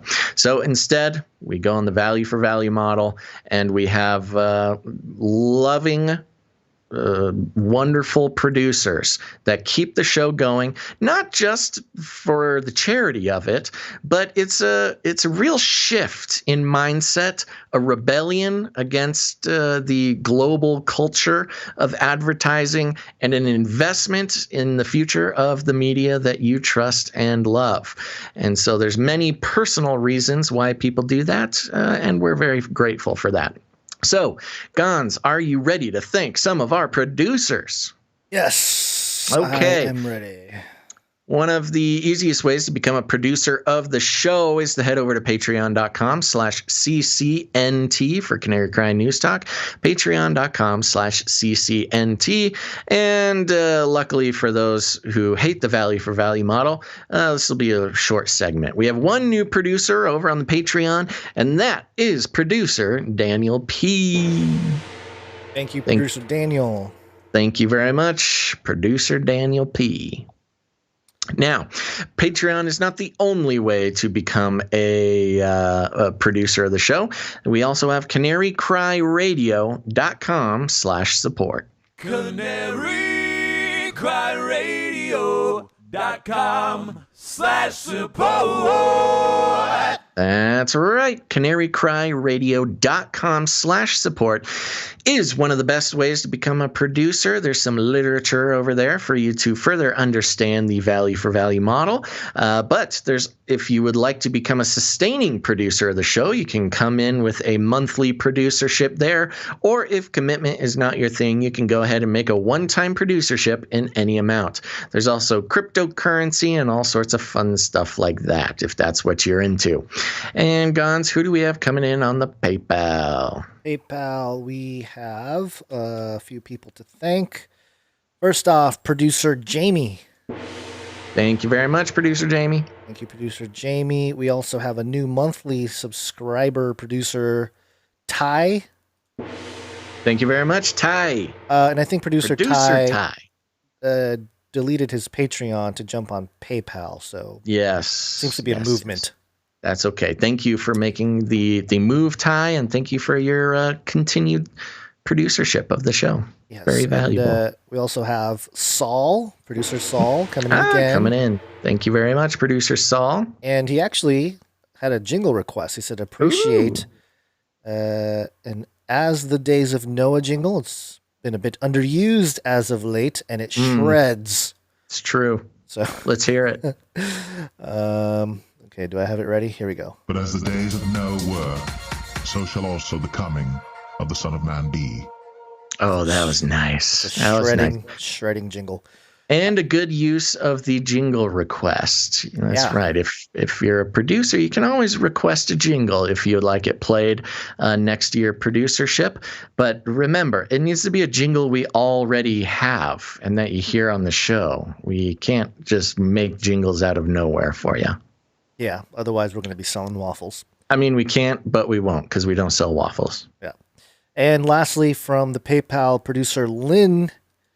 Thank you, producer Lynn. Thank you very much, producer Lynn K. It's a late birthday producership for me.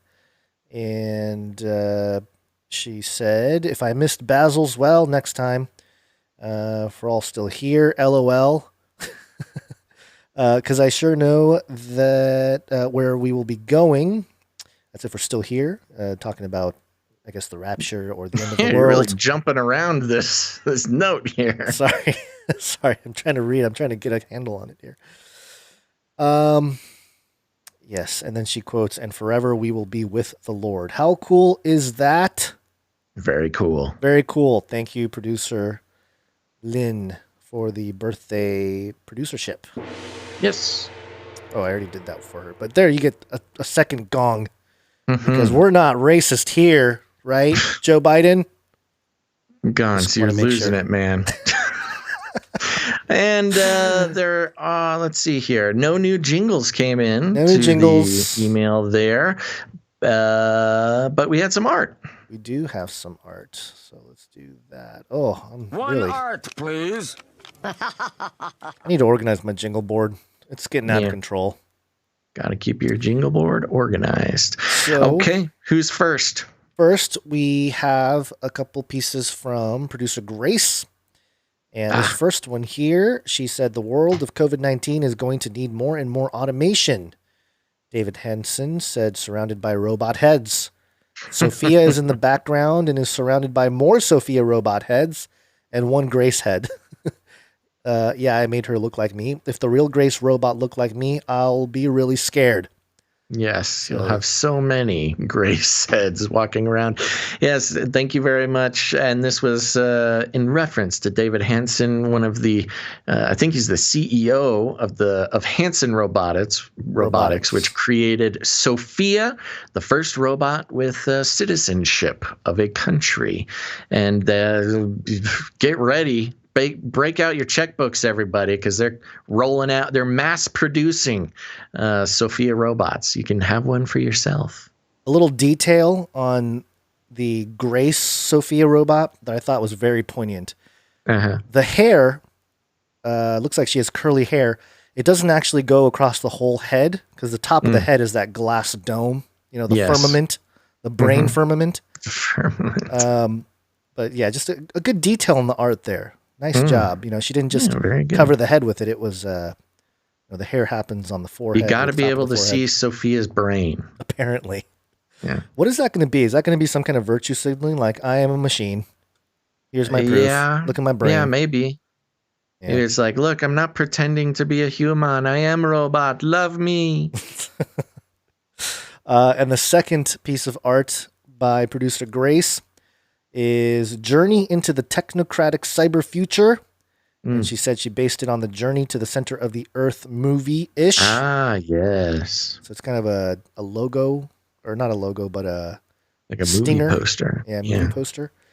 So very cool. Thank you, producer Grace. Keep it up. We love the artwork that we receive from you. Thank you very much, producer Grace. Also, we have one from producer Ali, obviously our second youngest producer that we know of, and this is a squirrel holding a knife. Yes. And this is in response to your mention that there is no biblical passage that references squirrels and knives at the end times. I think we need to look for it. We don't know. It seems like something that would be hidden in the book of Revelation. The giant fat squirrel that was wielding a knife at the beginning of last show. And this is a great rendering of the squirrel with a knife. Lost a few pounds, which is very flattering to this squirrel, and a good-looking knife. And seems that Ali has found it. And it says, and in those days there shall be a knife-wielding squirrel upon the face of the earth. First book of Squirrels, chapter 3, verse 33. So thank you very much. And good Bible academia, producer Ali. Yes, thank you for that. And there was one more that came in. I actually forgot to put it in the notes there, Basil. But it is from... I believe you pronounce it Freya. Freya. I hope I'm saying that right. Freya. Yes. And the note says, greetings, Basil and Gons. My daughter Freya, 13, and I love the show. Try to catch every episode and are telling everyone we can. Oh, they're rattling cages. We both wanted to say thank you for all you do and to send you some art that Freya. What is it? Freya. I'm having problems with that one. Freya has created for you. And so here we go. We got a couple pieces from 13-year-old Freya. Ah, thank you very much. First one is, and I love these. I believe that was the Queen of Asgard. Oh, is that what? In Norse mythology. Okay. That's why you're familiar with it. I'm struggling to pronounce it. But this first one is me.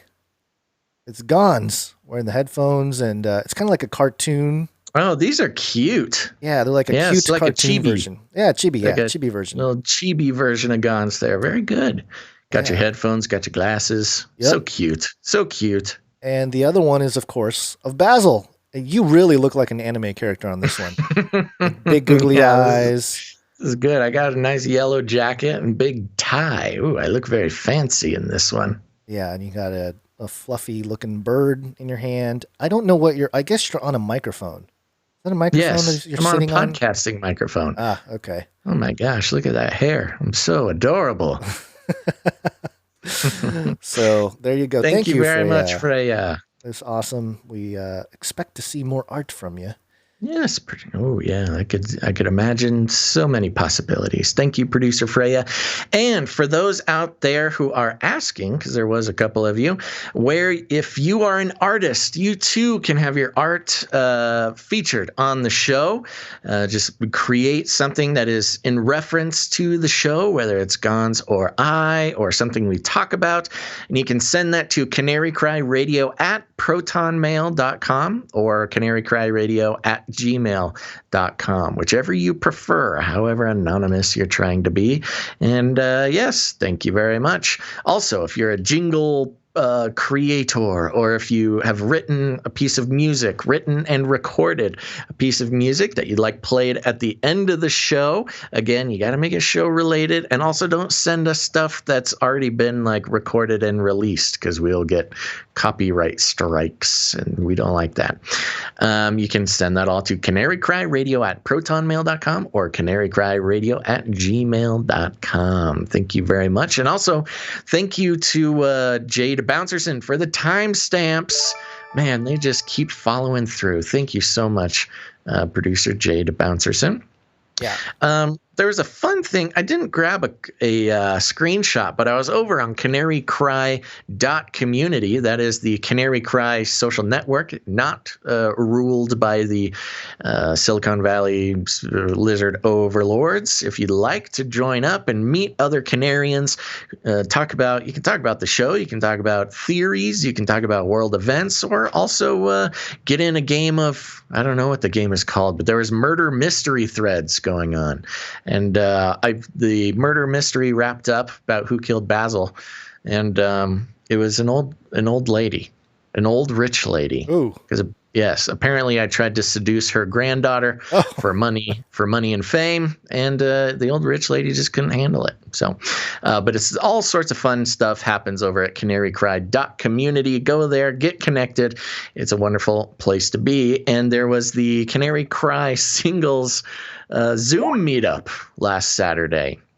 And I checked in on the thread of the Canary Cry Singles on canarycry.community, and somebody was I looked at a screenshot, and somebody was I don't know if they were attempting to trick people, but somebody had worn giant googly eyes and had a hilarious fake beard on. So I don't know. I thought it was fun. Those Canary Cry Singles, they're wild folks. Yeah, and I do want to point out that I spent, I don't know, under an hour. It was not a lot of time, but I did try to redo canarycrynewstalk.com as far as the template goes.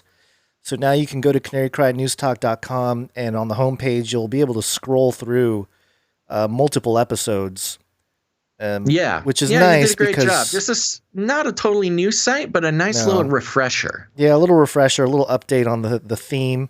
And so searchable. And searchable. That's the big thing here, and I've been trying to figure out a better way to do that. But there's a little search icon at the top, and you can type in various things, like, for example, Francis Collins, the good man who was part of the discovered DNA, or not discovered DNA, but decoded the DNA and all that stuff.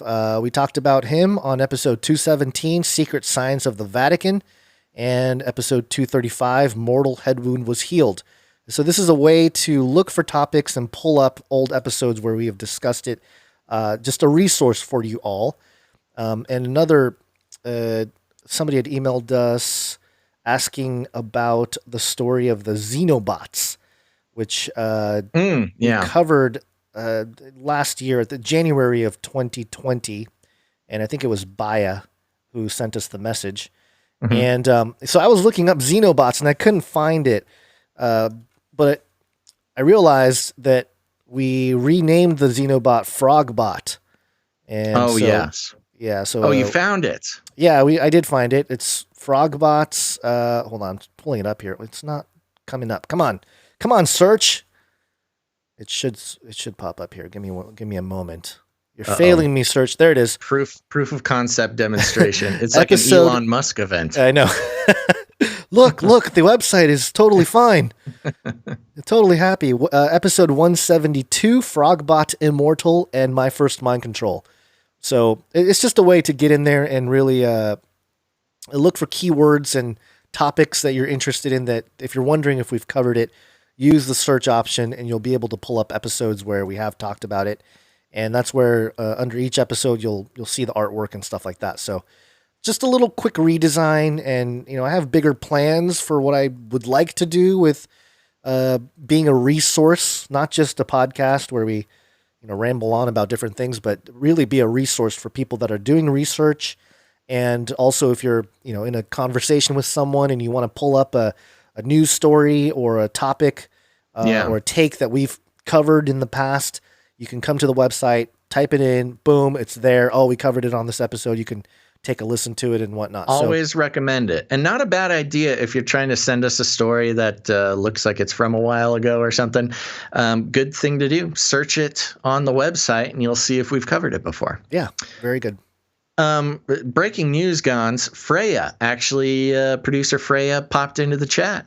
Oh, she says, hello, this is Freya here. Just thought I'd pop in to say hello. I will definitely produce more art for this channel. We're happy to have you, producer Freya, and well done today. Are they from Britain? Is that why there's the British flag? They are living in the UK, I believe. Okay. All right. But I have no idea. They just put a little British flag in their note, so. Okay. Well, thank you very much to all of our producers for episode 292. That is producer Daniel, producer Jamie, producer Ty, producer Lynn, producer Saul, and of course, thank you to all of our artists. And if you're in the chat, make sure to thank a producer today. It's because of them that you're able to have a show today. So thank you very much. And we'll see you all for next show, 292. And that'll be on Friday. But more about that later. Gons? 293. Yes, 3. Shall we wake up? We shall wake up. Yes, it's wake up time. Hey, yo, wake up. And we shall talk about the number 666. This is from JamaicaObserver.com. Also had a couple people send me a different outlet. The story headline, changes to tongue, hands, or feet may flag virus. Study. What? Changes to the tongue, the hands, or the soles of the feet could give an early indication of COVID-19 infection, Spanish researchers found in a study presented Tuesday. What kind of changes? The conclusions emerged from research carried out among 666 patients with COVID-19 at Madrid's IFEMA field hospital setup during the first wave of the pandemic, the regional government said. 1 in 4 patients said they had noticed changes to their tongue, while 4 out of 10 spotted unusual signs on the palms of their hands or soles of their feet. Oh my gosh. This is going to stress me out now. Yeah, and so for all the people that are saying the vaccine is the mark of the beast, you're wrong. The COVID-19 is the mark of the beast. Because all the sores are going to break out, Revelation 9. Yeah. This is from the Jamaica Observer. Yeah, but it was carried on different outlets that are a little bit more mainstream. I had people send me... We're still, I bring that up because we're still in the top 10 of news commentary in Jamaica. And that's why I left the Jamaica Observer version of the story. Thank you very much, Jamaica. Yeah, so there you go. 666 patients studied in Madrid. Just a little update for the producers as well. Since I have it open, forgot to do it during the break. We are so close to breaking top 100 in the United States of America. We're at number 106 in news commentary. So thank you, producers, and so close. Yeah, that'll be a good day. Although our goal still stands. You're going down, Olstein. Got a long way to go for that now when it comes true. We occasionally break top 100 in the United States, but we're close. Let's do it again. Yeah. All right. Okay, so more numbers here. 33 is the number of completion of the Great War. This first one is from myradiolink.com. Nearly 33-100 new COVID-19 cases reported in Illinois. No. This is a very strange way to say 33,000. Yeah, that is interesting. They don't know 3,300 or 3,300. 3,300. Yeah. Yeah, 30. I'm Yeah, sorry, that is 3,300. weird. Yeah, so even in the article, it says nearly 33-100 new COVID-19 cases are being reported in Illinois. That is very strange, huh? I Okay. don't know if this is, I don't know, maybe someone that doesn't know how to write 3,300. I bet it's for some SEO or something. Or maybe they're just trying to get on the Canary Cry News Talk. I know how to get some more publicity on this story. They've done it. There you go, myradiolink.com. You succeed. 33 is the number of completion of the Great War. And yesterday was the 1 year anniversary. No, I wouldn't say anniversary. 1 year since the passing of Kobe Bryant and his daughter and 7 others. And this is Philadelphia, CBSLocal.com. Lower Merion basketball team to hold 33-second moment of silence to remember Kobe Bryant. And, why 33 seconds? See, if you know the history of the man, you would know. So, yes, Kobe wore jersey number 24 and jersey number 8. But when he was at Lower Merion High School, he wore the number 33. That's why they did the 33 seconds of silence. Interesting. For Kobe. Yeah. And Kobe, Kobe did have there is a photo of Kobe holding up the Illuminati sign there, the triangle with his hands, as they all seem to do. And him and Shaquille O'Neal both, at least Shaq was open about his Freemasonry and said he was a Mason. Yeah. And there's some footage of him and I think there's some footage. Well, I don't think Kobe was in that footage, but them talking about, I don't think we're supposed to talk about that, on TV. Yeah. But yeah, I can't believe it. A year has gone by. It was really interesting because last year in 2020, it was Kobe's death that really started the crazy year. It was kind of like sort of the first big event. Yeah. And living in Southern California, that was kind of a huge deal. People were very upset, and there's a lot of conspiracy surrounding what had happened, and maybe he was taken out. Who knows?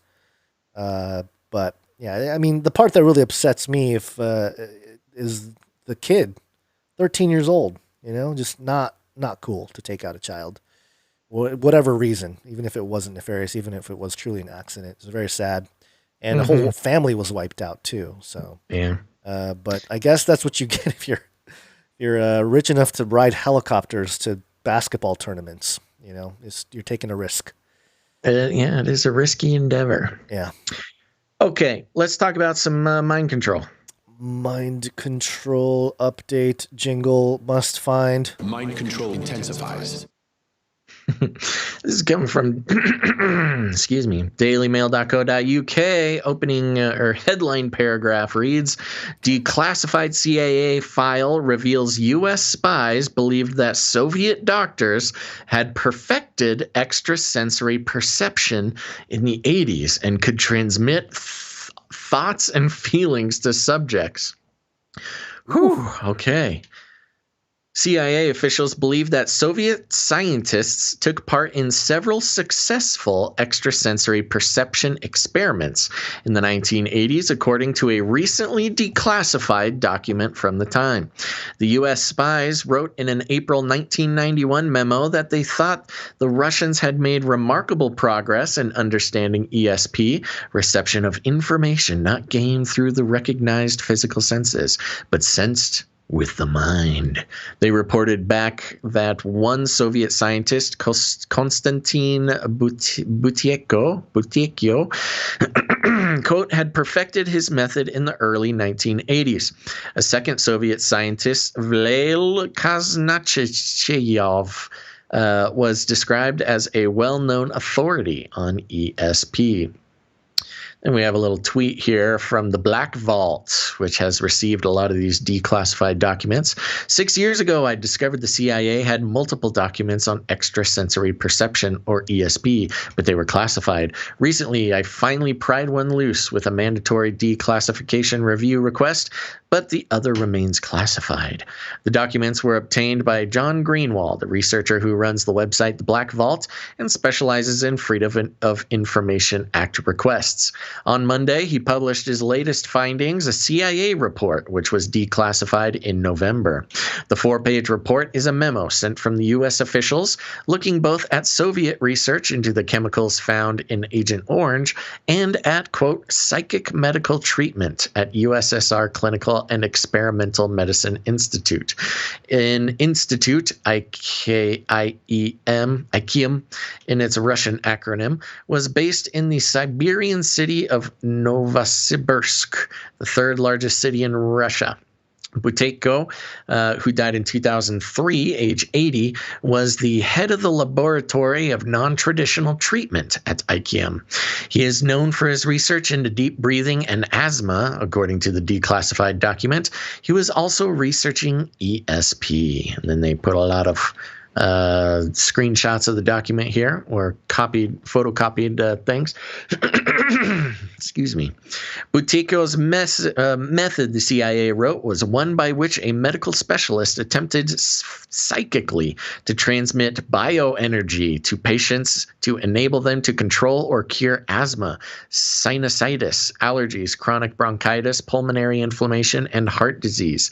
The U.S. spies noted that Buteyko, quote, had perfected his method in the early 1980s.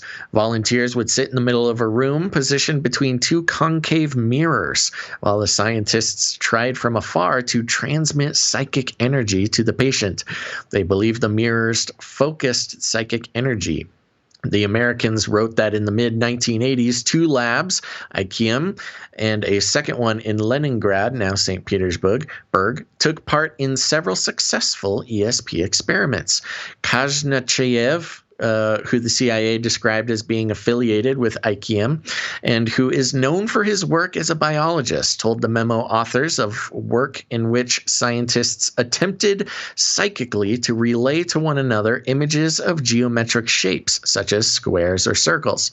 The memo concluded that Kazhnachev did not say whether the Soviet military were interested in the research.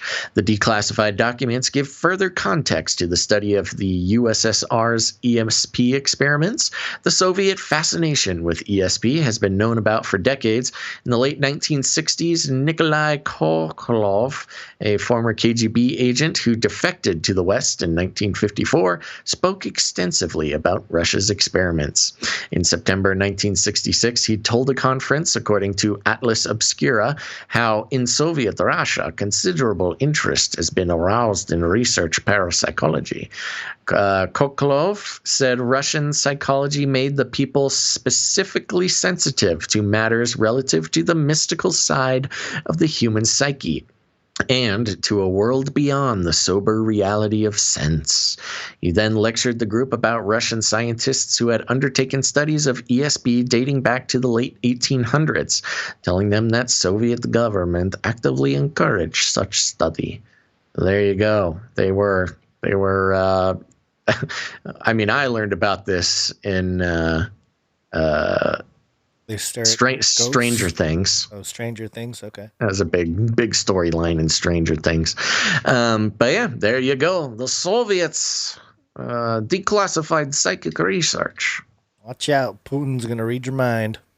Yeah. I don't know. It's just fun. And the stream of declassifications that have been going on, a lot of focus, obviously, on the UFO documents. But you got to remember, there's all sorts of weird declassifications going on.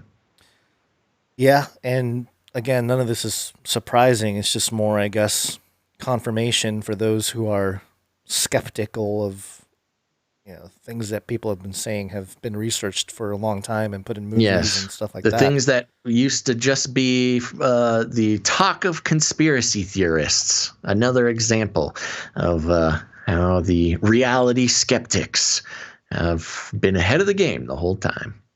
I wonder how much the U.S. has advanced this type of technology. You know? Well, there was the men who stare at goats. Yeah. Yeah. But I mean now, like what are they doing now? Oh, they probably gave up and said, let's just do more robots, more implants. Yeah, that is interesting. Maybe the whole robot revolution was part and part sparked by the fact that they couldn't penetrate certain barriers of the human capability. Yeah, well, it's interesting because, of course, Elon Musk's Neuralink, there was, I think it was Elon himself who compared it to technological telekinesis and things, where if just reading your mind, his Neuralink would be able to affect the world around you. And our conversation with David Jamona a few episodes ago on Canary Cry Radio, he retired.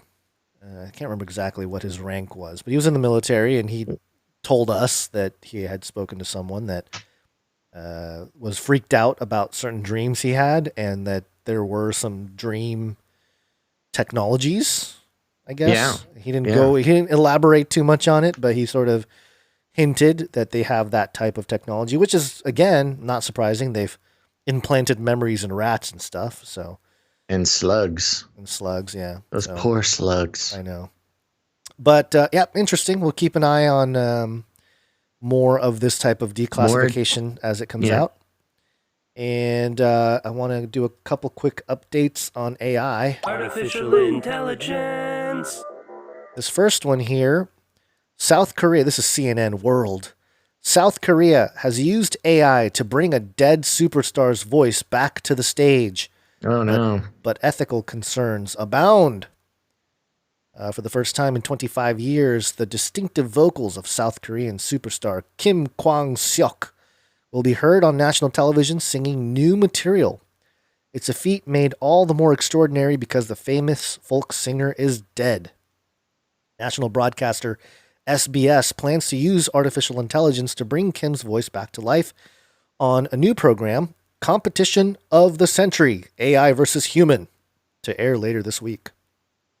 It's not the first time AI has been used to revive famous singer in South Korea. In December, music channel Mnet aired One More Time, a show that used AI and holograms of late artists to pay tribute to their work. And on New Year's Eve, K-pop superstar BTS performed online with an AI version of singer Shin Hae-chul, who died after surgery in 2014. Recent AI performances have excited fans of their music and the technology, but others have raised concerns about the ethics and legalities of resurrecting the voices of the dead. The creation of new works or revived voices by AI also raises copyright issues. Who's considered the owner? The creator of the AI program or the AI system itself? Legendary Korean singer Kim was aged just 31 when he died in 1996 at the peak of his career after a string of hits, including A Letter from a Private, Song of My Life, and In the Wilderness. Have you heard of any of those tracks, Basil? Nope. No, I'm not up on my South Korean folk music. Folk giants. His death was considered to be so shocking that some have never accepted the official cause of suicide, instead choosing to believe conspiracy theories that he was murdered. So, we talk about certain people out here who allegedly committed suicide. Recently the singer of Linkin Park, Chester Bennington, or the singer of Soundgarden, whose name I am completely blanking on, which is a shame because I used to.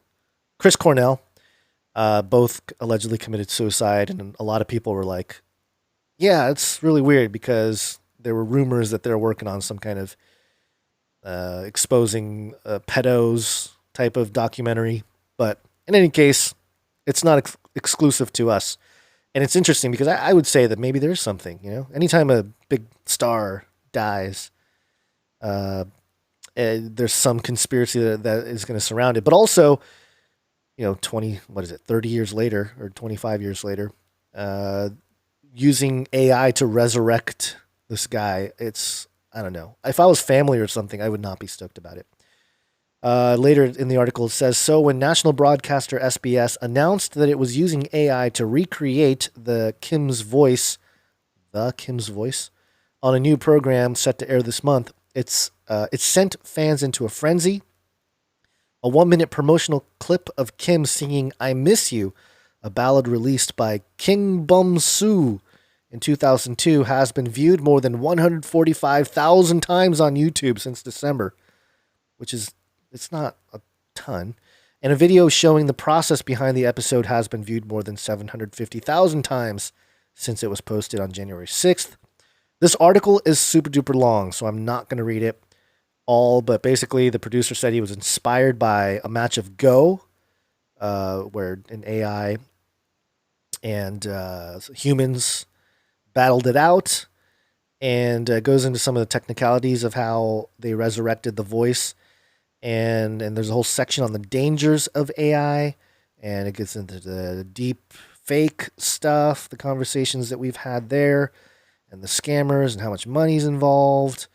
And this is the part that was interesting. In December, South Korea's Ministry of Science and Information Communication Technology released the National AI Ethical Guideline, a document that lays out basic standards for people involved in the development of an application of AI. It says AI should be, quote, developed and used in accord with its purpose and intention as a tool for human life, and that process should also be ethical, which is super vague because it's like, what do you mean? Ethical for who? The same month, the ministry released what it calls a roadmap for AI legislation, which proposes to expand South Korea's intellectual property rights beyond works created by humans to the investors and inventors behind AI creation. There you go. Now it's, just content rights, which is another big topic that I don't think many people are thinking about with artificial intelligence and just robotics and all that. Who owns it? Who owns the content that is created? And it looks like they want to extend it past just humans, which, this is just leading all the AI and robots to personhood. And that's pretty much it for the story. There's a few. Again, it's a really long story. We've seen stories similar to this, and I have not heard of any solutions or any finality in any of them. This is part of the future that, again, we've been talking about for almost a decade now, and again, just weird to see it all coming to life.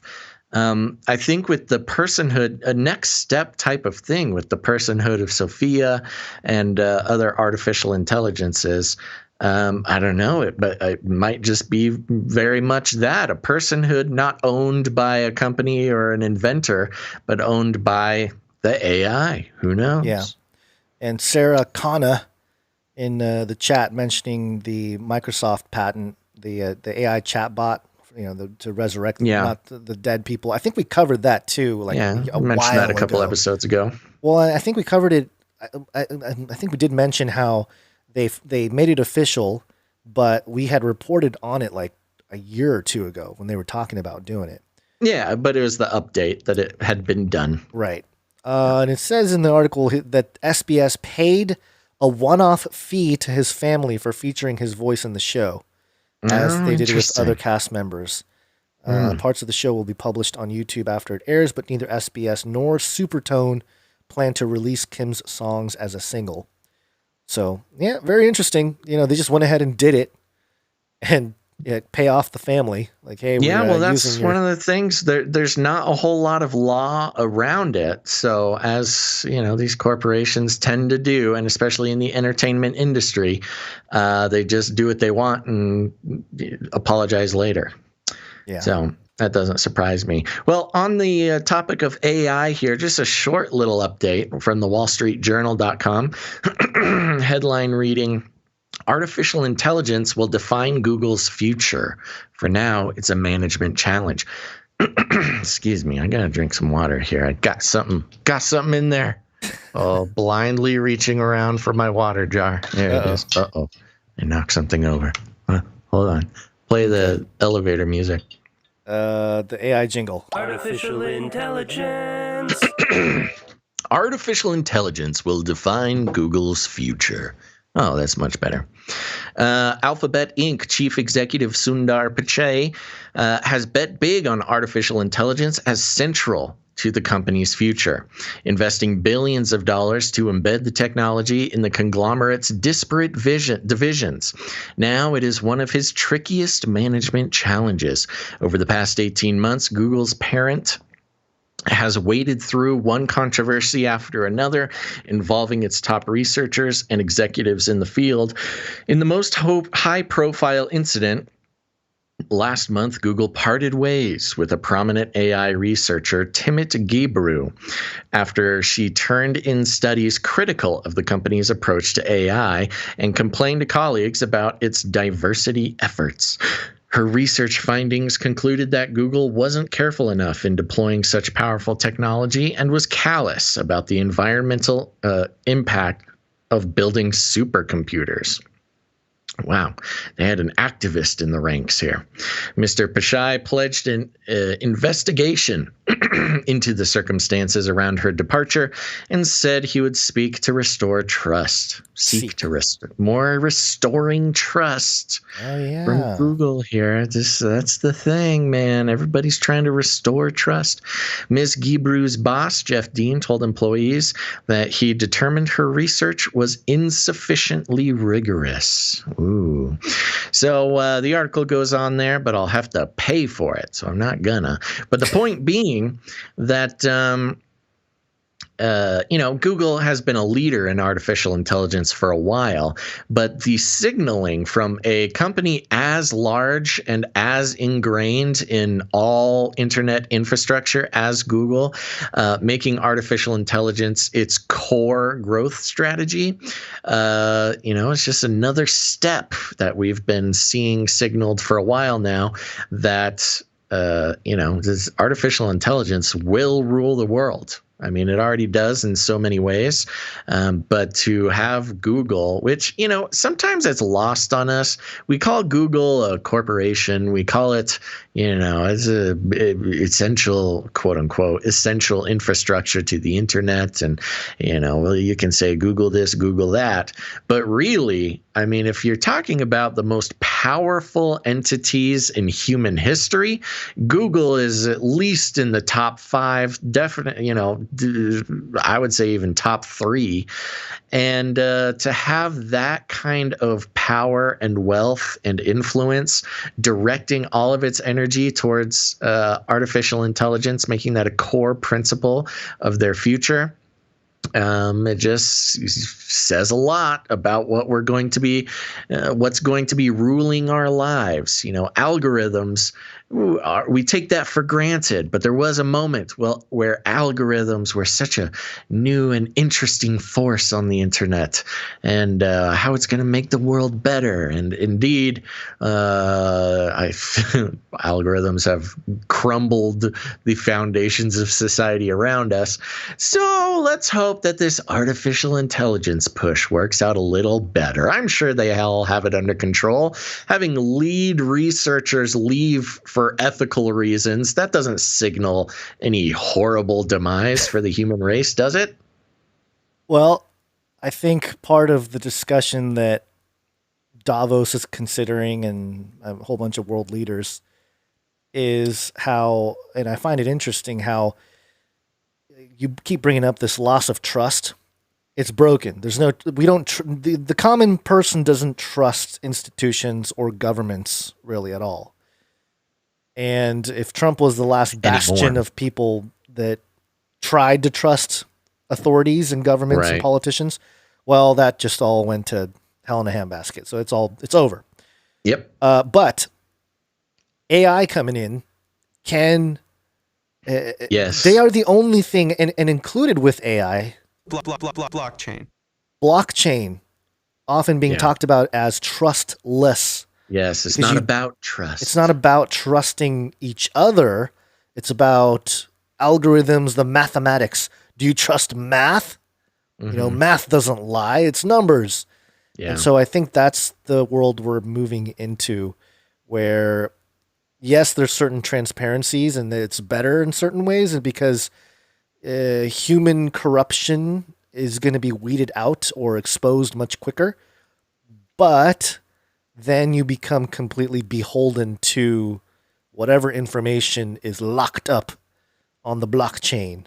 That's right. Our AI overlords will be kind to us, of course. Because you can't change that information. It's immutable data. So it's just a very fascinating thing, and how the potential for good, I think people forget to talk about the potential for good that rises out of this, because of the fact that the potential for evil rises at the same exponential rate, which, you know, it's that two-edged sword where it's like, yeah, it's going to destroy central banks and institutions. It's all going to crumble. But also the AI is taking over, and we are going to completely lose control, and the beast system will rise. Speaking of the beast system, beast system. A pandemic special. A couple things to point out here. You know, I've pointed out this photo from 2014, Basil, you and I doing a live Canary Cry radio episode. And, Didn't we do this story 2 episodes ago? It doesn't matter. We're repurposing it again. Okay. That, yes, there's a arrow pointing at the back end. Yes. And that was 2014. Yes. And now, January 2021, headline, Newsweek, earmuffs for younger people. COVID anal swabs for Beijing residents more accurate, says Chinese expert. Wow. Yeah. So I don't even need to read that. I think we get the point there.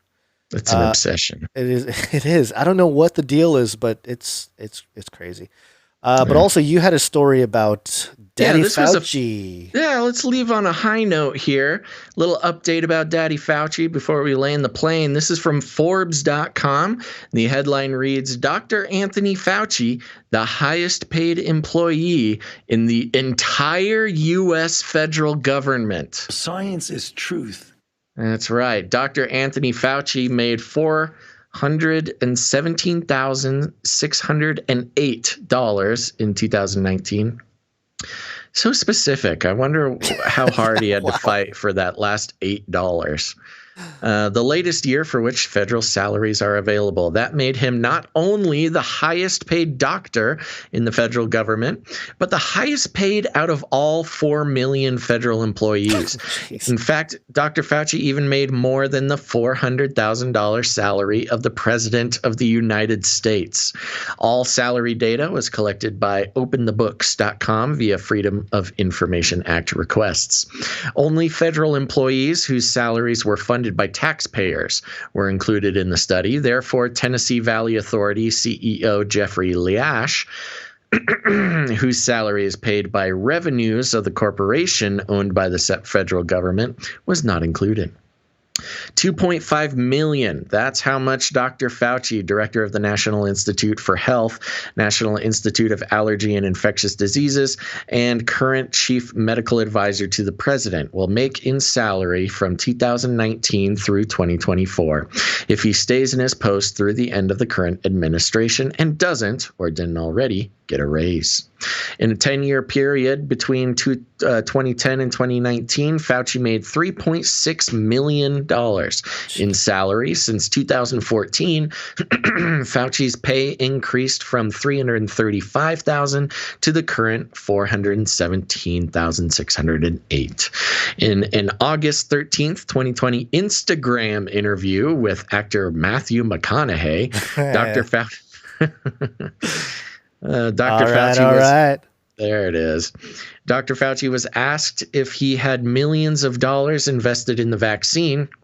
Dr. Fauci laughed and answered, Matthew, no, I got zero. I'm a government. Matthew, no, I got zero. I'm a government worker. I have a government salary. Oh, poor Fauci with a government salary. You didn't mention that his $417,608 salary was the largest in the entire federal government.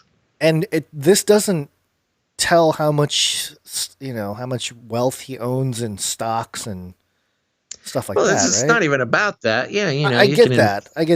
He certainly has a lot more money than 417,000. But the dude makes more than the president. He has the highest federal salary of any government worker. And in this little interview, he's like, oh, no, I got zero. I'm a government worker. I have a government salary. Oh, please. Dr. Fauci became the early face of the White House coronavirus task force, et cetera, et cetera. Who cares? There you go. That's what it is. Dr. Fauci, he gets the big bucks. He gets the literal big bucks for Burks. Burks, Dr. Burks, Deborah Burks earned $305,972 in 2019.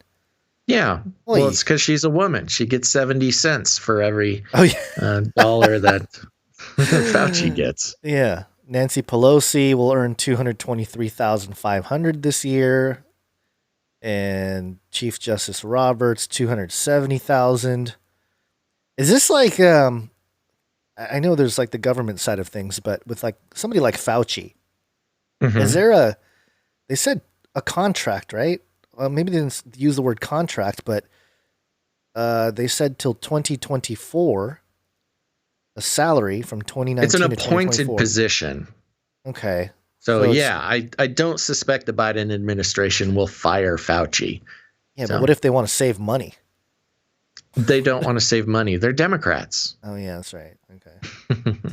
This is good. 4-star military generals outrank, but still fall below Dr. Fauci at $268,000 a year.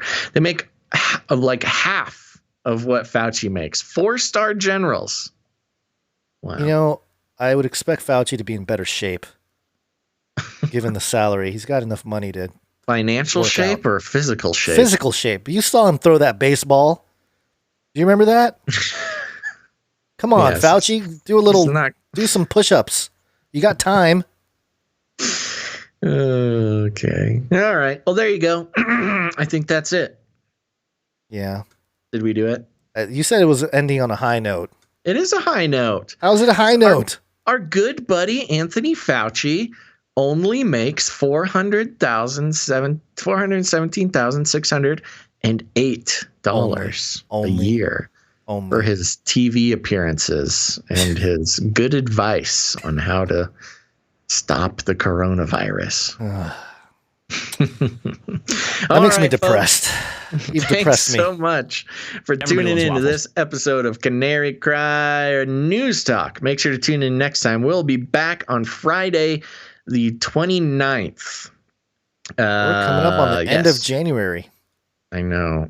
We're already 1/12 of the way through the year. Friday, the 29th of January, 2021. We'll be back with another episode for you. Thank you again to all of our producers of this episode 292. And remember, we'll need some producers for the next episode. That's 293 on Friday. So make sure to head over to patreon.com/CCNT, or even better, canarycryradio.com/support. Oh, I wasn't paying attention. canarycryradio.com/support. That's right. canarycryradio.com/support is your way to fight against the stranglehold of corporate money over your media. Even independent media like ours are tempted by the wiles of advertising dollars, but not here. You can take responsibility for the future of your media consumption by becoming a producer of the show. We'll give you a shout out, and there's all sorts of great perks. You get discounts at Denny's. You don't get discounts at Denny's, but don't start making promises that aren't true. But you can you'll get the everlasting thanks of myself and Gons and the rest of the listeners, because we couldn't exist without you. Also, thank you to all of our artists. That's right. If you are an artist as well and you want to get some art on the show, go ahead and send that show-related art to canarycryradio@protonmail.com or canarycryradio@gmail.com. That's a great way to do it. And thank you again to Jade Bouncerson for the timestamps. Okay. Now, here's the thing, folks. You don't just need to support the show financially. There's lots of other ways to support the show, like I mentioned, with art or music or jingles. Make sure to stick around for the Canary Cry mixtape at the end of the show. But you can leave ratings and reviews. Very helpful to get those algorithms moving in our favor. And if you haven't done it yet, here's a reminder to like and subscribe and bell button and all. Like, subscribe, bell button, all. Like, subscribe, bell button, all. And if you haven't done it yet, make sure to subscribe to the podcast feed on your favorite podcast player, Canary Cry News Talk. And you can subscribe to Canary Cry Radio while you're at it. That is the last-ditch emergency for those who like to watch on YouTube and things like that. If that suddenly disappears, you'll want to be subscribed to the podcast feed so you never miss a show. And make sure to share the show out with your friends. Put it on your social media. Share it with your friends and family who are starting to wake up to the world is not what it seems. And this will give them a safe space to explore the alternative facts that are going on, not on the mainstream media. And, I also want to put out we have lots of viewers and listeners, and I'm very grateful for every one of you. But there are some people who really get it. You really get what we're trying to do here, Gons. And for those who really get it, I want you to share with your people, because I'm sure you got people around you who also really get it. So send them an episode, let them know what the deal is, and we appreciate that very much. Okay, and if you need any other instructions, here's what you do. You walk right up to them, you grab them by the cage, and then you shake it.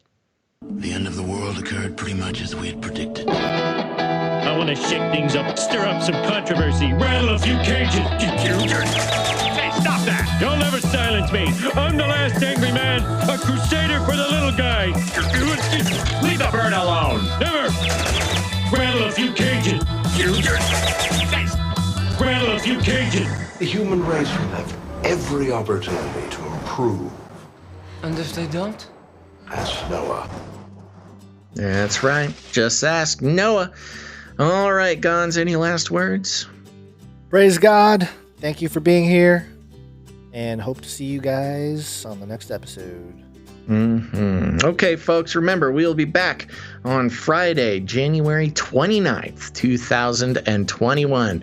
So, thanks for listening to this episode of Canary Cry News Talk. Make sure to tune in next time, but until then, think outside the cage.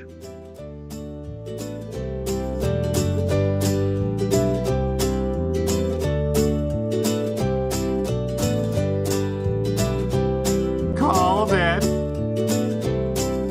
Shameful generation!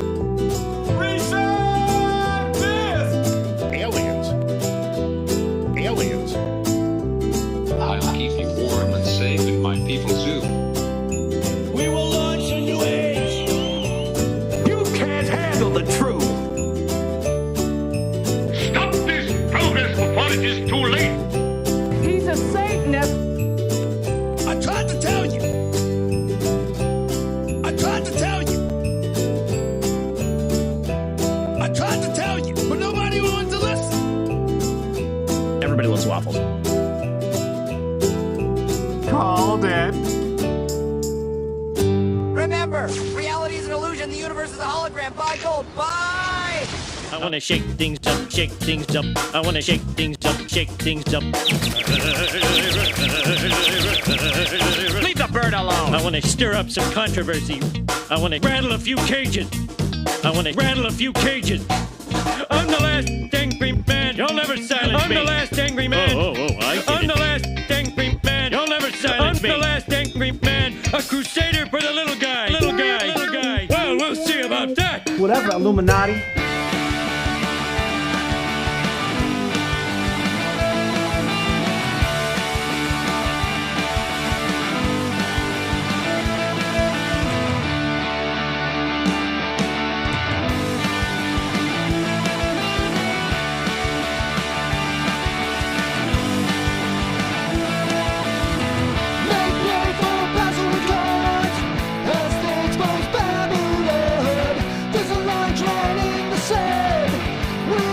be pulled from his hands to the Father who lived us up.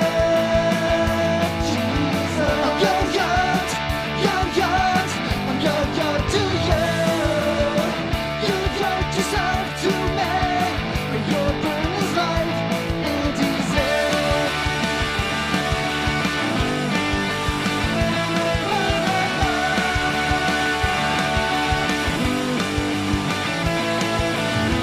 No pass and nothing. Every creature will bow the knee in one place and one accord. We await the coming of the Lord Most High. Dead and sanctified His bride. I'm your yacht to you. You yoked yourself to me, for your burden is life and desert. Oh Lord, soften this heart of stone. Lord, give us eyes to see those in need of a truth. Lord, give us ears to hear you bottom out our tears. Lord, give us words to speak. Make us humble and weak. Let living water flow to know and love you now.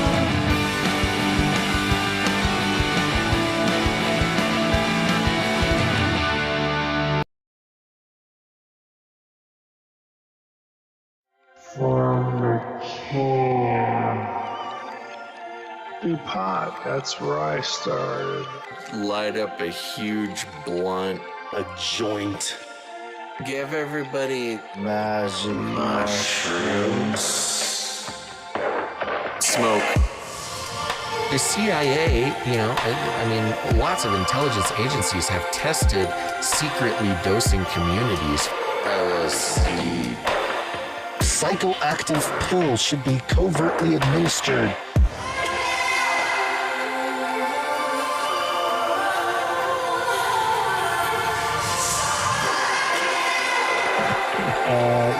Just put me on some, I don't know. You shot in the butt. Fluoride. Oxytocin. Get a chemical hug. I did dabble, some of that robot crack. I know what it's like. It's a lethal recipe for disaster. You need help. If you're a pharmacist, you need to repent. All right, weird. Poly. It's Latin for many. Tick. Tick. Tick. They'll suck your blood. Politic. Politic. Politic. Many bloodsuckers. Politician. Politicians are politics. Don't let them drain you all away.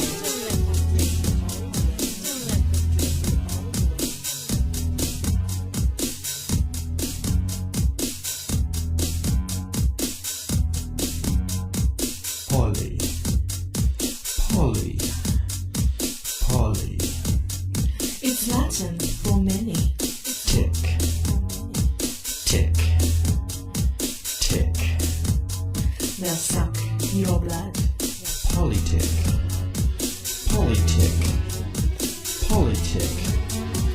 Many bloodsuckers. Politician. Politicians are politics. Don't let them drain you all the way. Don't let them drain you all the way.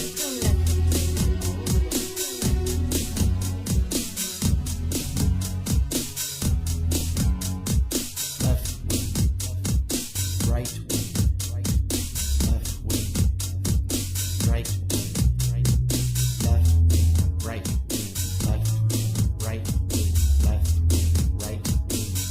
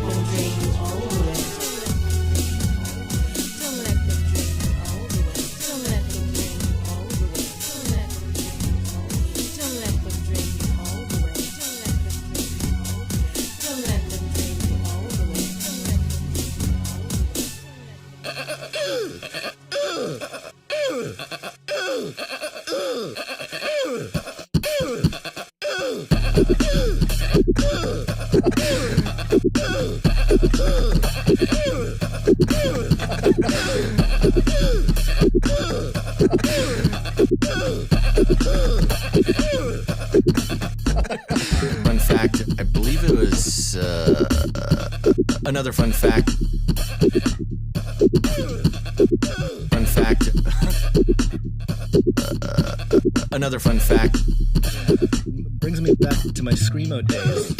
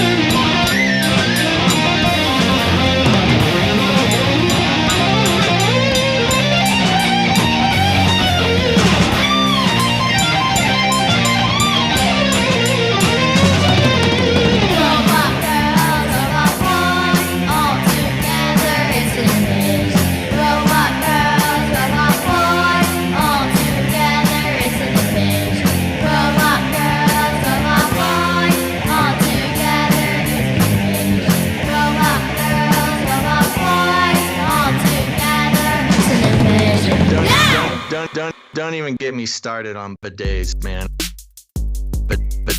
Bidets, man. Bidets, man. I'm telling you, you were living the life, man. Bidets, man. It's a bidet. Don't get me started.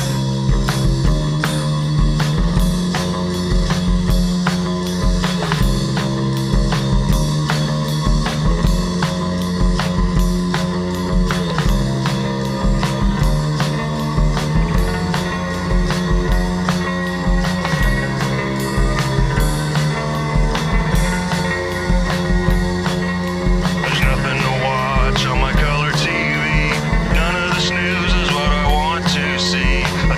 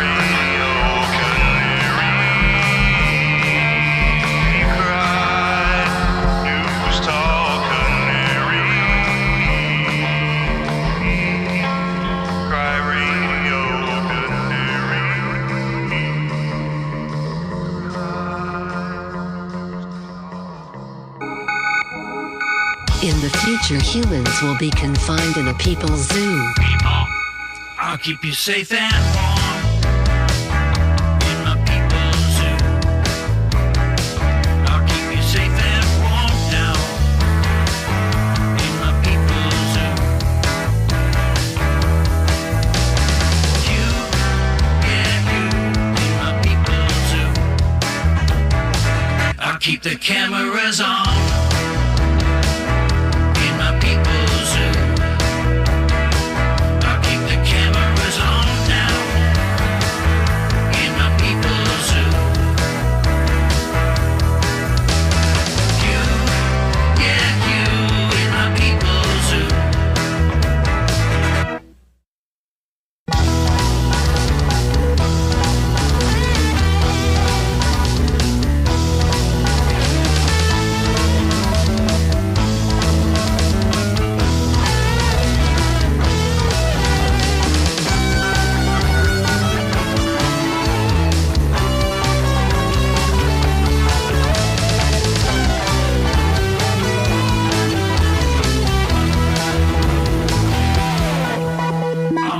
Fat